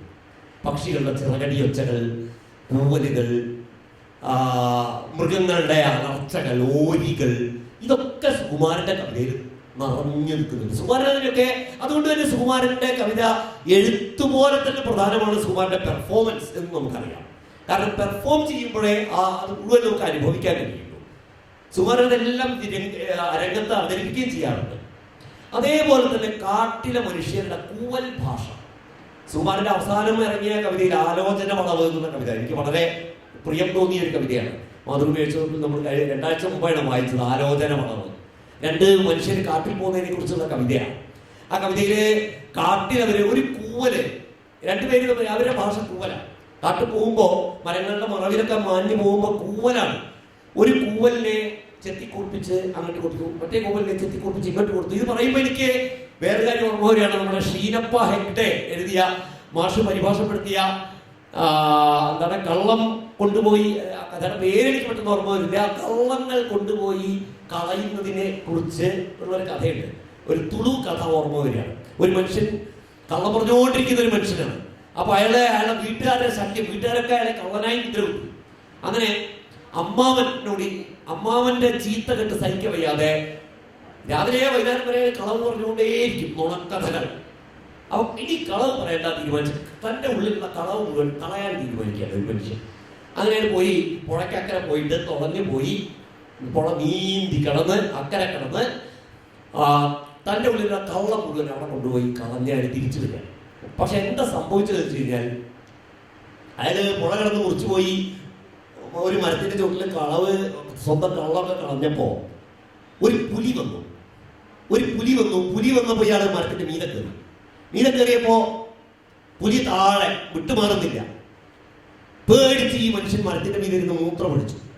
അപ്പൊ പുലി ഈ മൂത്രത്തിന്റെ മീതെ പിടിച്ച് ഇയാൾ മരക്കൊമ്പത്തിരുന്ന് മൂത്രം ഒഴിക്കുമ്പോ ആ മൂത്രങ്ങൾ താഴേക്ക് വീഴാറുണ്ട്. പുലിയുടെ മീതൊക്കെയാ വീഴുന്നത്.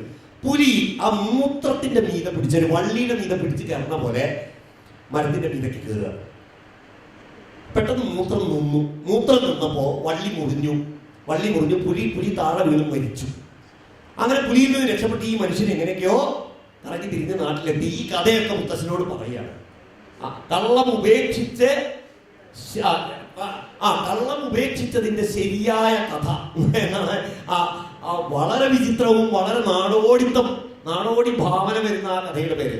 അപ്പൊ അതിനകത്ത് ഈ പുഴ കിടക്കുന്ന രംഗത്ത് ഈ കൂവലുകളെ കുറിപ്പിച്ച് കൂവലുകൾ കെട്ടി പുഴ കിടക്കുന്നതിനെ കുറിച്ച് പറയുന്നുണ്ട്. ഈ മനുഷ്യൻ പുഴ കിടന്ന അങ്ങനെയാണ്, കൂവൽ കെട്ടിട്ടാണ്.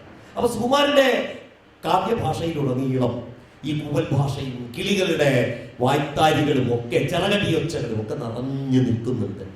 ഞാൻ വായിച്ചിടത്തോളം, എനിക്ക് അറിയാവുന്നിടത്തോളം ലോകത്തെമ്പാടുമുള്ള ഗോത്രവർഗ ആദിവാസി കവിതകൾ, ഇപ്പൊ ലാറ്റിൻ അമേരിക്കൻ ആദിവാസി സാഹിത്യം എടുത്ത് നോക്കിയാൽ കാണാം, ഓസ്ട്രേലിയൻ ആദിവാസി സാഹിത്യം നോക്കിയാൽ കാണാം. അവിടെയൊക്കെ തന്നെ ആ കവികളൊക്കെ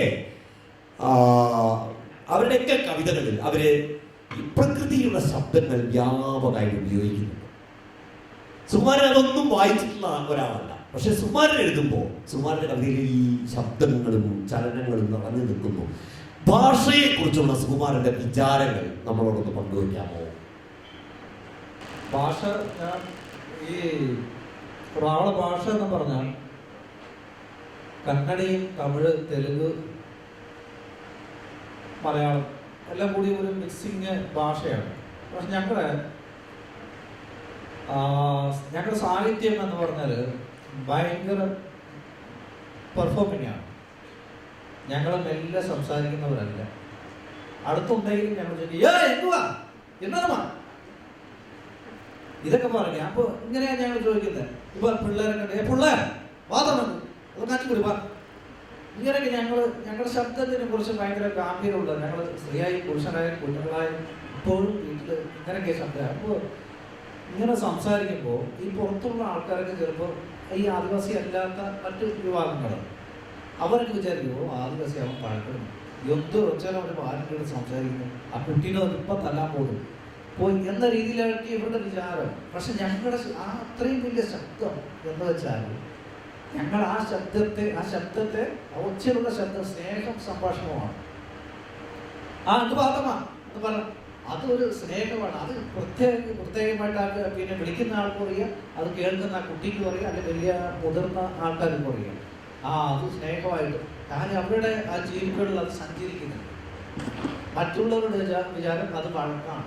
ഞാൻ ഒരുപാട് അങ്ങനെ കേട്ടിട്ടുണ്ട്. അപ്പോൾ ഇവിടെ ഈ ശബ്ദങ്ങളൊക്കെ കൂട്ടി വെച്ചിട്ടാണ് ഞാൻ പൊതുവെ അതെനിക്ക് തോന്നിയത് കവിത ഒരുപാട് കൂടുതലായിട്ട് സ്വയം പഠിക്കാൻ തുടങ്ങിയപ്പോൾ പിന്നെ നമ്മളിങ്ങനെയല്ല വേണ്ടത്. നമ്മൾ ഈ ഓരോ ചടങ്ങുകളൊക്കെ ചെയ്യുന്നിടത്ത് പാട്ടൊക്കെ പാടുന്നത് ഭയങ്കര ഒച്ചയാണ്. ആ പാട്ട് പാടുന്നതിൻ്റെ ഇടയിൽ ചിലപ്പോൾ പെൺകുട്ടികൾ വന്ന് ഈ പാസരക്കിലേക്ക് ജിലും ജിലും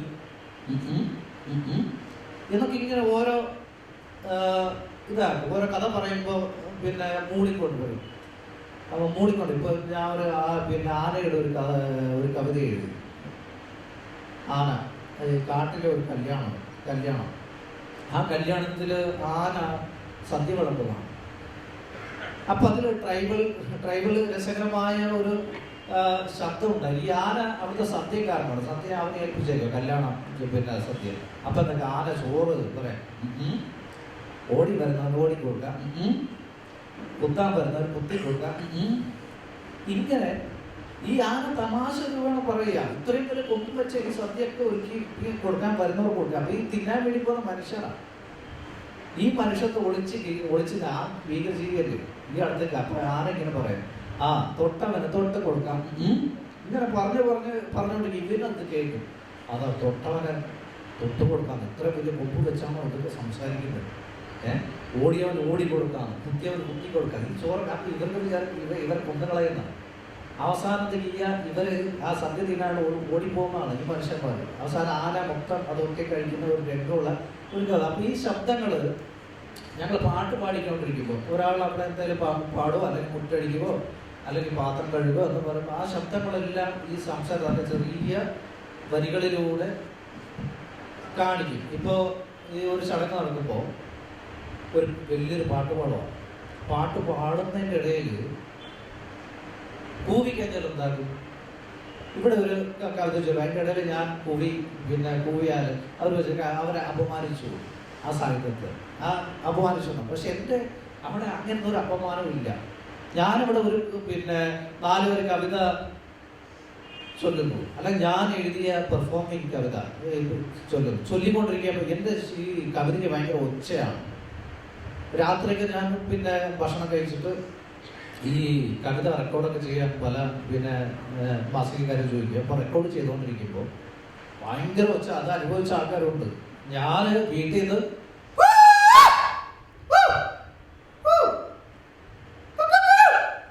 ഇതൊക്കെ ഇങ്ങനെ റെക്കോർഡ് ചെയ്തുകൊണ്ടിരിക്കുന്ന സമയത്ത് അടുത്തുള്ള ആൾക്കാരെല്ലാം അവിടുന്ന് ഇവിടുന്ന് ഒക്കെ പോകും. അപ്പുറത്തെ വീട്ടിൽ നിന്ന് ഇപ്പുറത്ത് വീട്ടിൽ നിന്ന് എന്നത് എന്നൊക്കെ പറ. അപ്പൊ എൻ്റെ ഈ കവിതയ്ക്ക് ആ ഭാഷയിൽ കൂടി ചേർന്ന് ആ ഒരു ശൈലി നമ്മുടെ ജീവിത രീതി ചേർന്ന് വരുന്നത്. അങ്ങനെ ഒരുപാട് സംഭവിച്ചുകൊണ്ട് ഇപ്പോഴും സംഭവിച്ചുകൊണ്ടിരിക്കുന്നുണ്ട്. അത് എനിക്ക് നല്ല ഒരു പുതിയൊരു സാഹിത്യത്തെ ഉണ്ടാക്കിയെടുക്കാനാണ് എനിക്ക് അതൊക്കെ സാധിക്കുന്നത്. അപ്പം അങ്ങനെ വരുമ്പോൾ ഇത് ഒരു ദിവസം റെക്കോർഡ് ചെയ്തു. ഈ ആലോചന വളർന്ന കവിത തന്നെ ഞാൻ അതിൽ ഒരുപാട് പൂവുണ്ട്. ചെത്തി ചെത്തി ചെത്തി കൂവലിനെ ചെത്തി ചെത്തി കൊടുക്കുന്നത്. ഈ കാട്ടിൽ ഈ കൂവൽ ഭാഷ നേരിട്ടേ സഞ്ചരിക്കുള്ളൂ. നേരിട്ട് ഒരു കൂവി കഴിഞ്ഞാൽ തരംഗമായിട്ട് ഇങ്ങനെ പോകും. ഇങ്ങനെ അങ്ങനെ തരംഗമായിട്ട് ഇങ്ങനെ പോകും. പോകുമ്പോൾ ഒരു 500-600 മീറ്റർ അപ്പുറത്തുള്ള ഒരാളെ കണ്ടിട്ടാണ്. ഇപ്പോൾ ആ മൊബൈലൊക്കെ മതി മിസ് കോൾ അടിച്ച് കണ്ടുപിടിക്കുക, അല്ലെങ്കിൽ വീഡിയോ കോൾ ചെയ്ത് കണ്ടുപിടിക്കുക. അതല്ല, ഇത് ഞങ്ങളുടെ ഒരു ജീവിതം. ഈ ഫോണുണ്ട് എന്നാലും വേണ്ട. അങ്ങനെ അത് ശരിക്കുള്ള അനുഭവമാണ്. കാരണം ഒരാളെ കണ്ടെത്താൻ വേണ്ടിയിട്ട് ആദ്യം ഒരു വലിയ പൂവത് പോയിട്ട് അപ്പുറത്തുള്ള ആൾ പോലും അദ്ദേഹം അതേപോലെ വലിയ കൂവൽ. അപ്പോൾ വലിയ കൂവലാവുമ്പോൾ എന്താക്കും, ഞാൻ കുറച്ച് ദൂരെയാണ്. അപ്പോൾ ഈ കണ്ടുപിടിക്കുന്ന ആൾ പിന്നെ കുറച്ച് ദൂരം നടന്നിട്ട് പിന്നെ കൂവും. അപ്പോൾ അയാൾ ഒരു ചെറുതാക്കി കൂവി കഴിഞ്ഞിട്ട് അയാളും അതേപോലെ അതാവും. അപ്പോൾ അടുത്തടുത്ത് എത്താറായി. അവസാനം ഒരു കുഞ്ഞു കൂവും, അടുത്തെത്തി എന്ന് പറയും. ഇങ്ങനെ രസകരമായ പിന്നെന്താ, നമ്മൾ ഈ അരി ചേർന്ന ശബ്ദമില്ല, അരിയൊക്കെ ചേർന്ന് അതിനും പ്രത്യേക താളമുണ്ട്. അപ്പം ഇതൊക്കെ ഇങ്ങനെയുള്ള ചെക്കേക്കും ബേക്ക് ബേക്ക്, ചെക്കേക്കും ബേക്ക് ബേക്ക്, ചെക്കേക്കും ബേക്ക്. അപ്പം ഇതൊക്കെ നമ്മളൊരു പുതിയ നമ്മൾ ബാക്കിയുള്ളവർക്ക് അത് പിന്നെ മനസ്സിലായില്ലെങ്കിലും ഈ സാധനമെല്ലാം എൻ്റെ ആൾക്കാർ സ്വയം പണ്ടേ ചെയ്ത ഒരു സാധനമാണ്.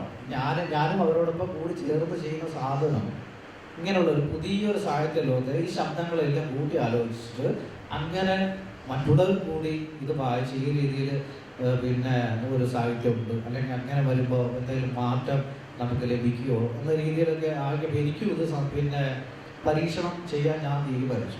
അത് കുറേ ആൾക്കാരുടെ ഉപദേശവും തന്നു.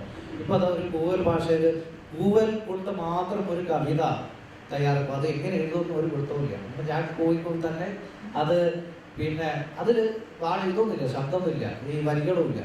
കൂവി തന്നെ ഓരോ മരങ്ങളെയും ഇലകളെയും മൃഗങ്ങളെയും വർണ്ണിക്കുന്ന തരത്തിലുള്ള ഒരു കവിത അതിൻ്റെ പണി നടന്നുകൊണ്ടിരിക്കുന്നു. അത് നേരിട്ട് പെർഫോമിങ്ങിൽ ചെയ്യാൻ പറ്റും, പേപ്പറിൽ വരില്ല. അല്ലെങ്കിൽ അത് സ്കാൻ ചെയ്തിട്ട് ചെയ്യാനുള്ള ഒരു സമയം ഇതിൽ ശ്രമിക്കുന്നുണ്ട്. പിന്നെന്താ ശബ്ദം, രാത്രി പിന്നെ ഈ കരയുന്ന ചീവി എന്ന ആ കവി. ഇപ്പോൾ ഞാൻ മറ്റേ ഇതിൽ പറയാനുണ്ട്, പകാതി കടലിലും പകാതിക്കടൽ. പകാതി എന്ന പ്രേതമാണ്. പകാതിൻ്റെ കടൽ, പ്രേതത്തിൻ്റെ കടലിൽ രാത്രി ചിലും ചിലും ചിലും ചിലും എന്താക്കട്ടെ, അത് ഒരു കവിതയുണ്ട്. അപ്പൊ ഇതെല്ലാം ഇങ്ങനെയുള്ള മണിമണി പോലുള്ള സാധനങ്ങൾ ഇതിലേക്ക് കയറ്റി വരുമ്പോൾ നമ്മുടെ ആൾക്കാർ തന്നെ അത് ഇഷ്ടപ്പെടുന്നു. കാരണം ആ ശബ്ദമുള്ള കവിതയ്ക്ക് പോലും ആ ശബ്ദമുള്ള പേരിടാൻ ഇനിയായിട്ടും എൻ്റെ നാട്ടുകാരൻ പറഞ്ഞില്ല. ഞാൻ ഓരോ കവിത എഴുതുമ്പോൾ നമ്മുടെ ട്രൈബൽ ഭാഷ എഴുതുന്നുണ്ട്. ഈ സൗന്ദര്യമുള്ള നല്ല ഭാഷയൊക്കെയാണ്. അപ്പോൾ എന്തായാലും ഇവരത് മറക്കും. ഞാൻ ഇപ്പോൾ ആ നാട്ടിൽ കൂടെ പോകുമ്പോൾ ആൾക്കാർ ചവിട്ടി എന്ന് വിളിക്കും. ചവിട്ടി എന്നൊരു കവിത എഴുതിയിട്ട് അവർക്ക് ഭയങ്കര ഇഷ്ടമായി. ചവിട്ടി എന്ന് പറഞ്ഞാൽ ഞങ്ങളുടെ ആ ഭാഷയിലുള്ള പിന്നെ കാമുകി എന്നാണ് അർത്ഥം, ചവിട്ടി. അപ്പം എല്ലാവരും പെൺകുട്ടികൾ ഇങ്ങനെ ചവിട്ടി, എന്നെയും അങ്ങനെ വിളിക്കണം കാമുകി. ചവിട്ടി എന്തുവാ പോണ്ടേ ഏഴാണ്ട് പരിശോധന പുറത്തതുവാ എന്നതമ്മാ ഗിരാചര ചരോരം. അങ്ങനെ രസകരമായി ഇങ്ങനെ വർത്താനം പറഞ്ഞിട്ട് അതാണ് അങ്ങനെയുള്ള കവിത എഴുതാൻ ഞാൻ ഏറ്റവും കൂടുതൽ ശ്രമിക്കുന്നത്. അത് തന്നെയാണ് ഞങ്ങൾ ചെയ്യുന്നത്. ഞങ്ങൾ ചടങ്ങിലൊക്കെ ഈ അവിടെ ഇരിക്കുന്ന പെൺകുട്ടിയാണെങ്കിൽ അവൾ ചിലപ്പോൾ എന്തെങ്കിലും ചെയ്തോണ്ടിരിക്കും. ഇപ്പോൾ പാട്ട് പാടും, അല്ലെങ്കിൽ ഈ പാട്ട് പാടിക്കൊണ്ട്. ഇപ്പം ഞങ്ങൾ ഒരു കവിത എഴുതിക്കൊണ്ടിരുന്ന നമ്മുടെ വേട്ടാപ്പുള്ളി ഈ ഒരു പെണ്ണിനെ കല്യാണം കഴിക്കണം. അപ്പോൾ ഇയാളുടെ മനസ്സിൽ വായ്ത്താരിയുണ്ട്, നമ്മുടെ സ്വന്തം സാധനം. അപ്പോൾ ഇയാളെന്തായാലും ഇവിടെ കല്യാണം കഴിക്കുന്നത് എങ്ങനെയാണ് വീഴില്ല ഈ പെണ്ണ്. ഇയാളത് പ്രേമിക്കാനും പോവില്ല.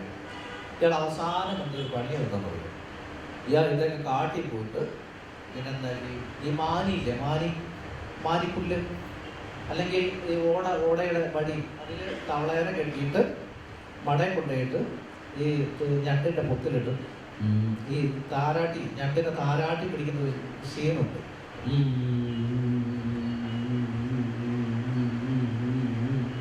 എന്താ പറഞ്ഞ ഇങ്ങനെ താരാട്ടി ഈ ഞണ്ടിനെ കൊണ്ട് പിടിക്കും. പിടിച്ചിട്ട് 3-4 ഞണ്ട് എടുത്തിട്ട് സഞ്ചിയിലിട്ട് മറ്റേ ചെറിയ കുരിക്കുണ്ട്. അപ്പൊ അതിലിട്ടിട്ട് ഇദ്ദേഹം എന്താക്കി ആ കാട്ടിൽ കുറച്ച് ചപ്പ് പറിച്ചു.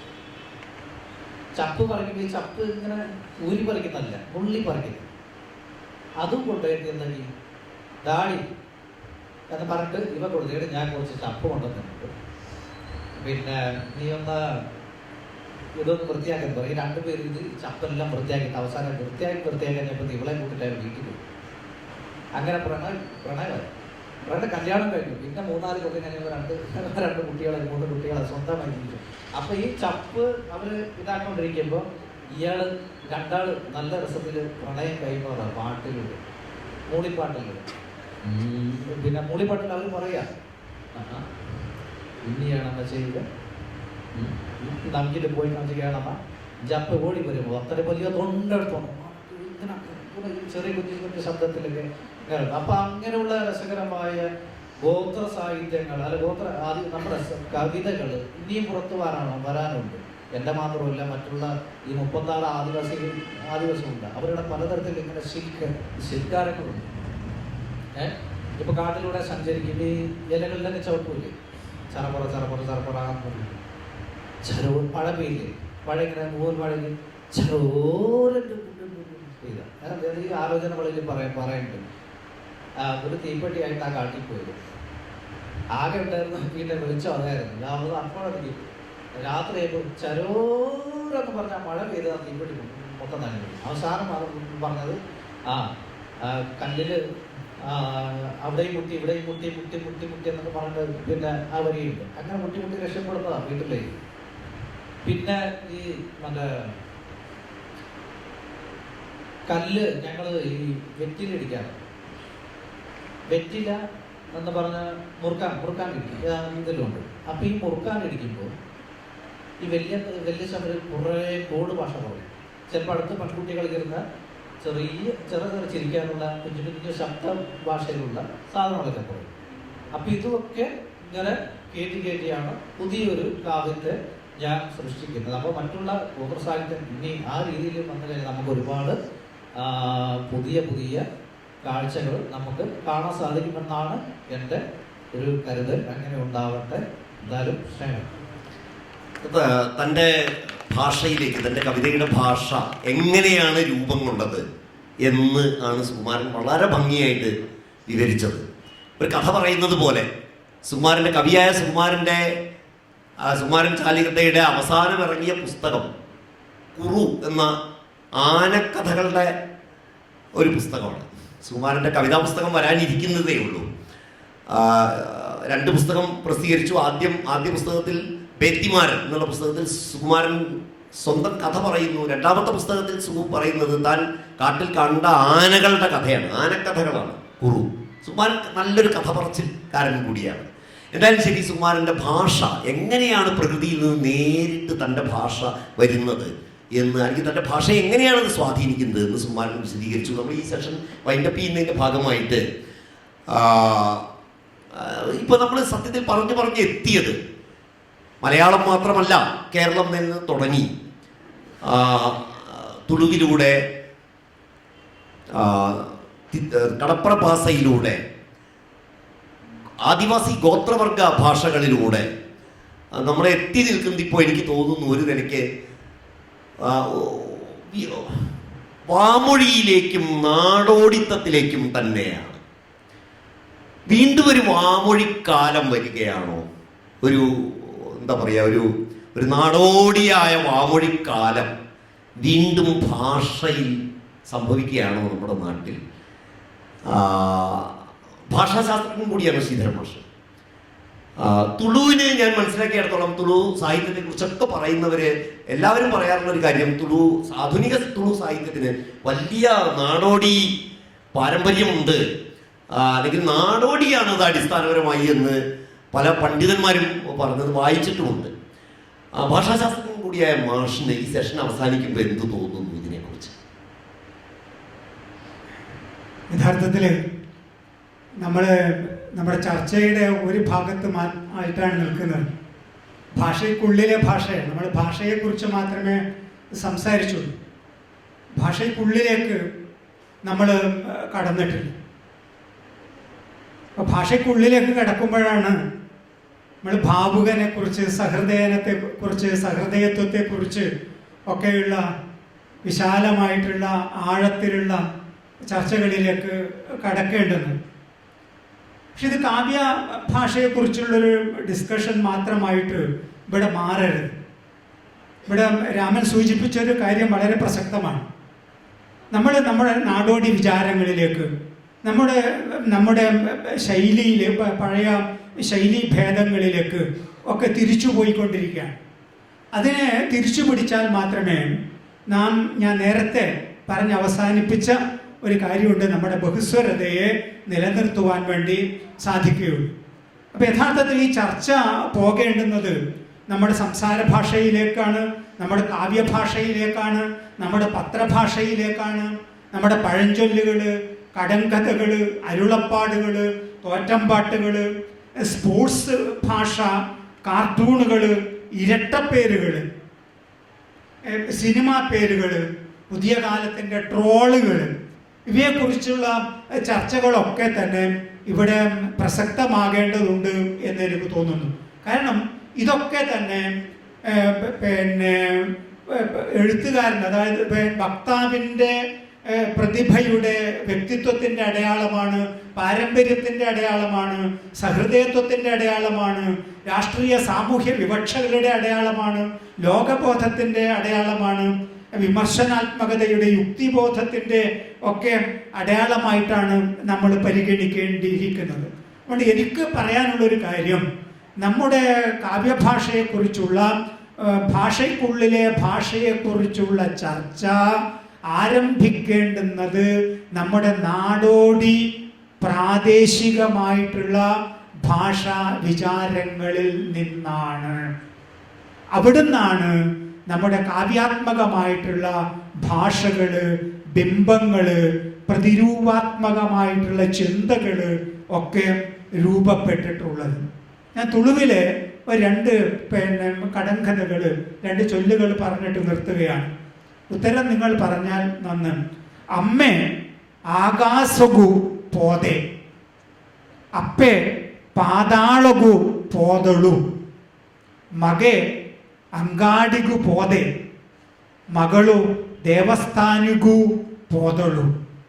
അമ്മ എന്ന് പറഞ്ഞാൽ അച്ഛൻ എന്നാണ് അർത്ഥം. അച്ഛൻ ആകാശത്തിലേക്ക് പോയി. അപ്പേ, അമ്മ പാതാളത്തിലേക്ക് പോയി. മകൻ അങ്ങാടികു പോതെ, അങ്ങാടിയിലേക്ക് പോയി. മലയാളത്തിൽ തുളു മലയാള ബന്ധം കൂടി ഇതിൽ ഞാൻ വളരെ സംക്ഷിപ്തമായിട്ട് സൂചിപ്പിക്കുക. മകളു ദേവസ്ഥാനകു പോതളു, മകള് ദേവസ്ഥാനത്തിലേക്ക് പോയി. ഇതിൽ ഉത്തരം കവുങ്ങ് എന്നാണ്. കവുങ്ങാണ് ഉത്തരം. അച്ഛൻ ആകാശത്തിലേക്ക് പോയി, അമ്മ പാതാളത്തിലേക്ക് പോയി, മകൻ അങ്ങാടിയിലേക്ക് പോയി. അടക്ക. മകളു പൂക്കുല, ദേവസ്ഥാനികു പോതളു. ഇത് കേവലമായിട്ടുള്ള ഒരു കടങ്കഥയല്ല. തുളുനാടിൻ്റെ കാർഷിക സംസ്കൃതി, അവിടെയുള്ള കുടുംബ ബന്ധങ്ങൾ ഒക്കെ ഇതിൽ സൂചിതമാകുന്നുണ്ട്. മറ്റൊന്ന് നോക്കണം. സന്യാസിന നമ്പുതു ബൊണ്യ തരക്ക് പൂരും. സന്യാസിയെ നമ്പിയാൽ തലയിൽ വെണ്ണീര് വീഴും എന്ന് പറഞ്ഞാല് സന്യാസി നമ്മളെ അനുഗ്രഹിക്കും. പക്ഷേ സന്യാസിത ഉർഡുണ്ട മെയ് മാത ബുണ്യ, സന്യാസിയുമായിട്ട് ശണ്ഠ കൂടിയാല് ശരീരം മുഴുവൻ വെണ്ണീരായിരിക്കും എന്ന് പറഞ്ഞാൽ അവന് ചാമ്പലാക്കി കളയും എന്നാണ് അർത്ഥം. ഇത് നോക്കണം. കൊണ്ടുകു പുനിത ബല, കൊണ്ടുകു കണ്ടകു എന്നാണ്. കണ്ടം, വയല്. കണ്ടത്തിന് പുണിത ബലം, കണ്ടത്തിന് വരമ്പ് ബലം, പൊണ്ണുകു തമരി ബലം, പൊണ്ണുകിന് അമ്മ വീട് ബലം. ഞാൻ നിർത്തുകയാണ്. ഏറ്റവും പുതിയ കാലത്ത് ഞാൻ 2023 ഉപദേശം എന്ന് പറഞ്ഞിട്ടൊരു കഥ, ഉപദേശം 2023 എന്ന് പറഞ്ഞിട്ടൊരു കഥ വായിച്ചിരുന്നു. ഈ കഥയിൽ പറയുന്ന കാര്യം എന്താ അറിയോ? മകള് തൻ്റെ അമ്മയോട് പറയും, മകളുടെ മകളാ കല്യാണം കഴിച്ചിട്ട് ഭർത്താവിൻ്റെ വീട്ടിലേക്ക് അയക്കുകയാണ്. അപ്പോൾ കാറിൽ കയറുമ്പോൾ മുത്തശ്ശി പോയിട്ട് പറയാം, മോളെ അവിടെ എന്തെങ്കിലും പ്രശ്നം ഉണ്ടാവുമ്പോൾ അവിടുന്ന് നേരെ ടാക്സി പിടിച്ചിട്ട് ഇങ്ങോട്ടേക്ക് വന്നേക്കണം. അപ്പം അമ്മ മോൾ അമ്മയോട് ചോദിക്കുക, അമ്മ ഞാൻ പണ്ട് കല്യാണം കഴിഞ്ഞ് പോകുമ്പോൾ നിങ്ങൾ ഇങ്ങനെയല്ലല്ലോ പറഞ്ഞു, എന്ത് കഷ്ടപ്പാടുണ്ടായാലും നീ അവിടെ എങ്ങനെയെങ്കിലും പിടിച്ചു നിൽക്കണം മോളെ എന്നാണ്.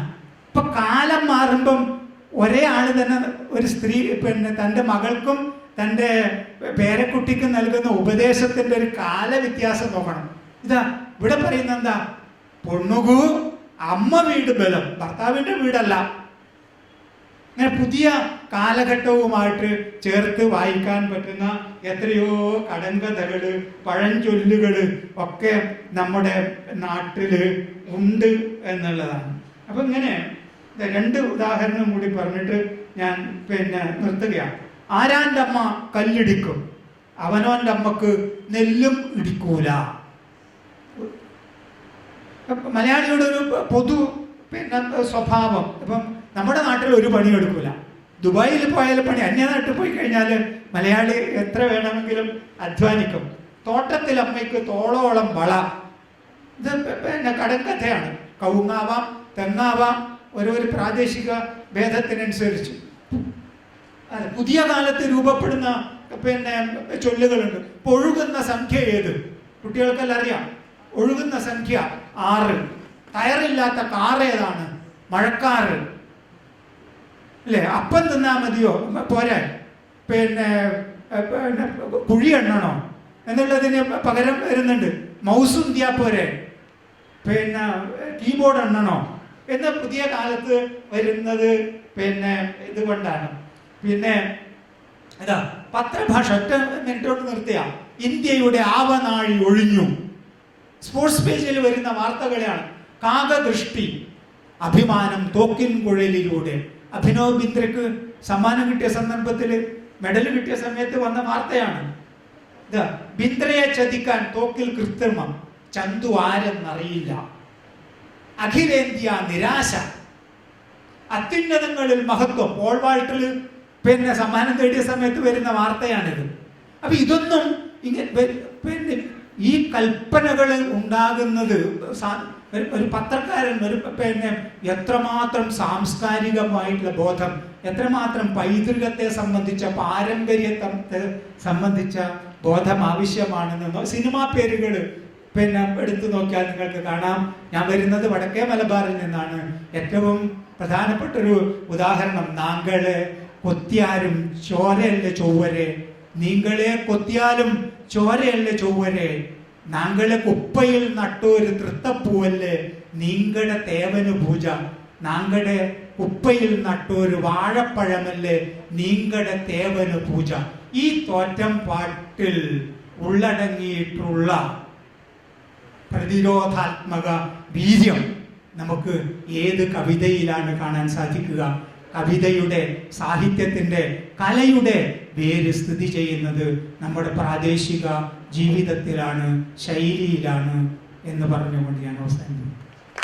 സെഷൻ ഇവിടെ നമ്മൾ അവസാനിപ്പിക്കുകയാണ്. എന്തായാലും ഈ സെഷൻ വളരെ ഭംഗിയായി ഇതിനോട് സഹകരിച്ച കാണികൾക്ക്, അതിൽ ഇത്രയും നേരം കേട്ടിരുന്ന എല്ലാവർക്കും നന്ദി. കേരളം, ഒരിക്കൽ കൂടി പറയട്ടെ, മലയാളം മാത്രമല്ല, മലയാളമാകട്ടെ ഒരു മലയാളവും അല്ല, പല മലയാളം.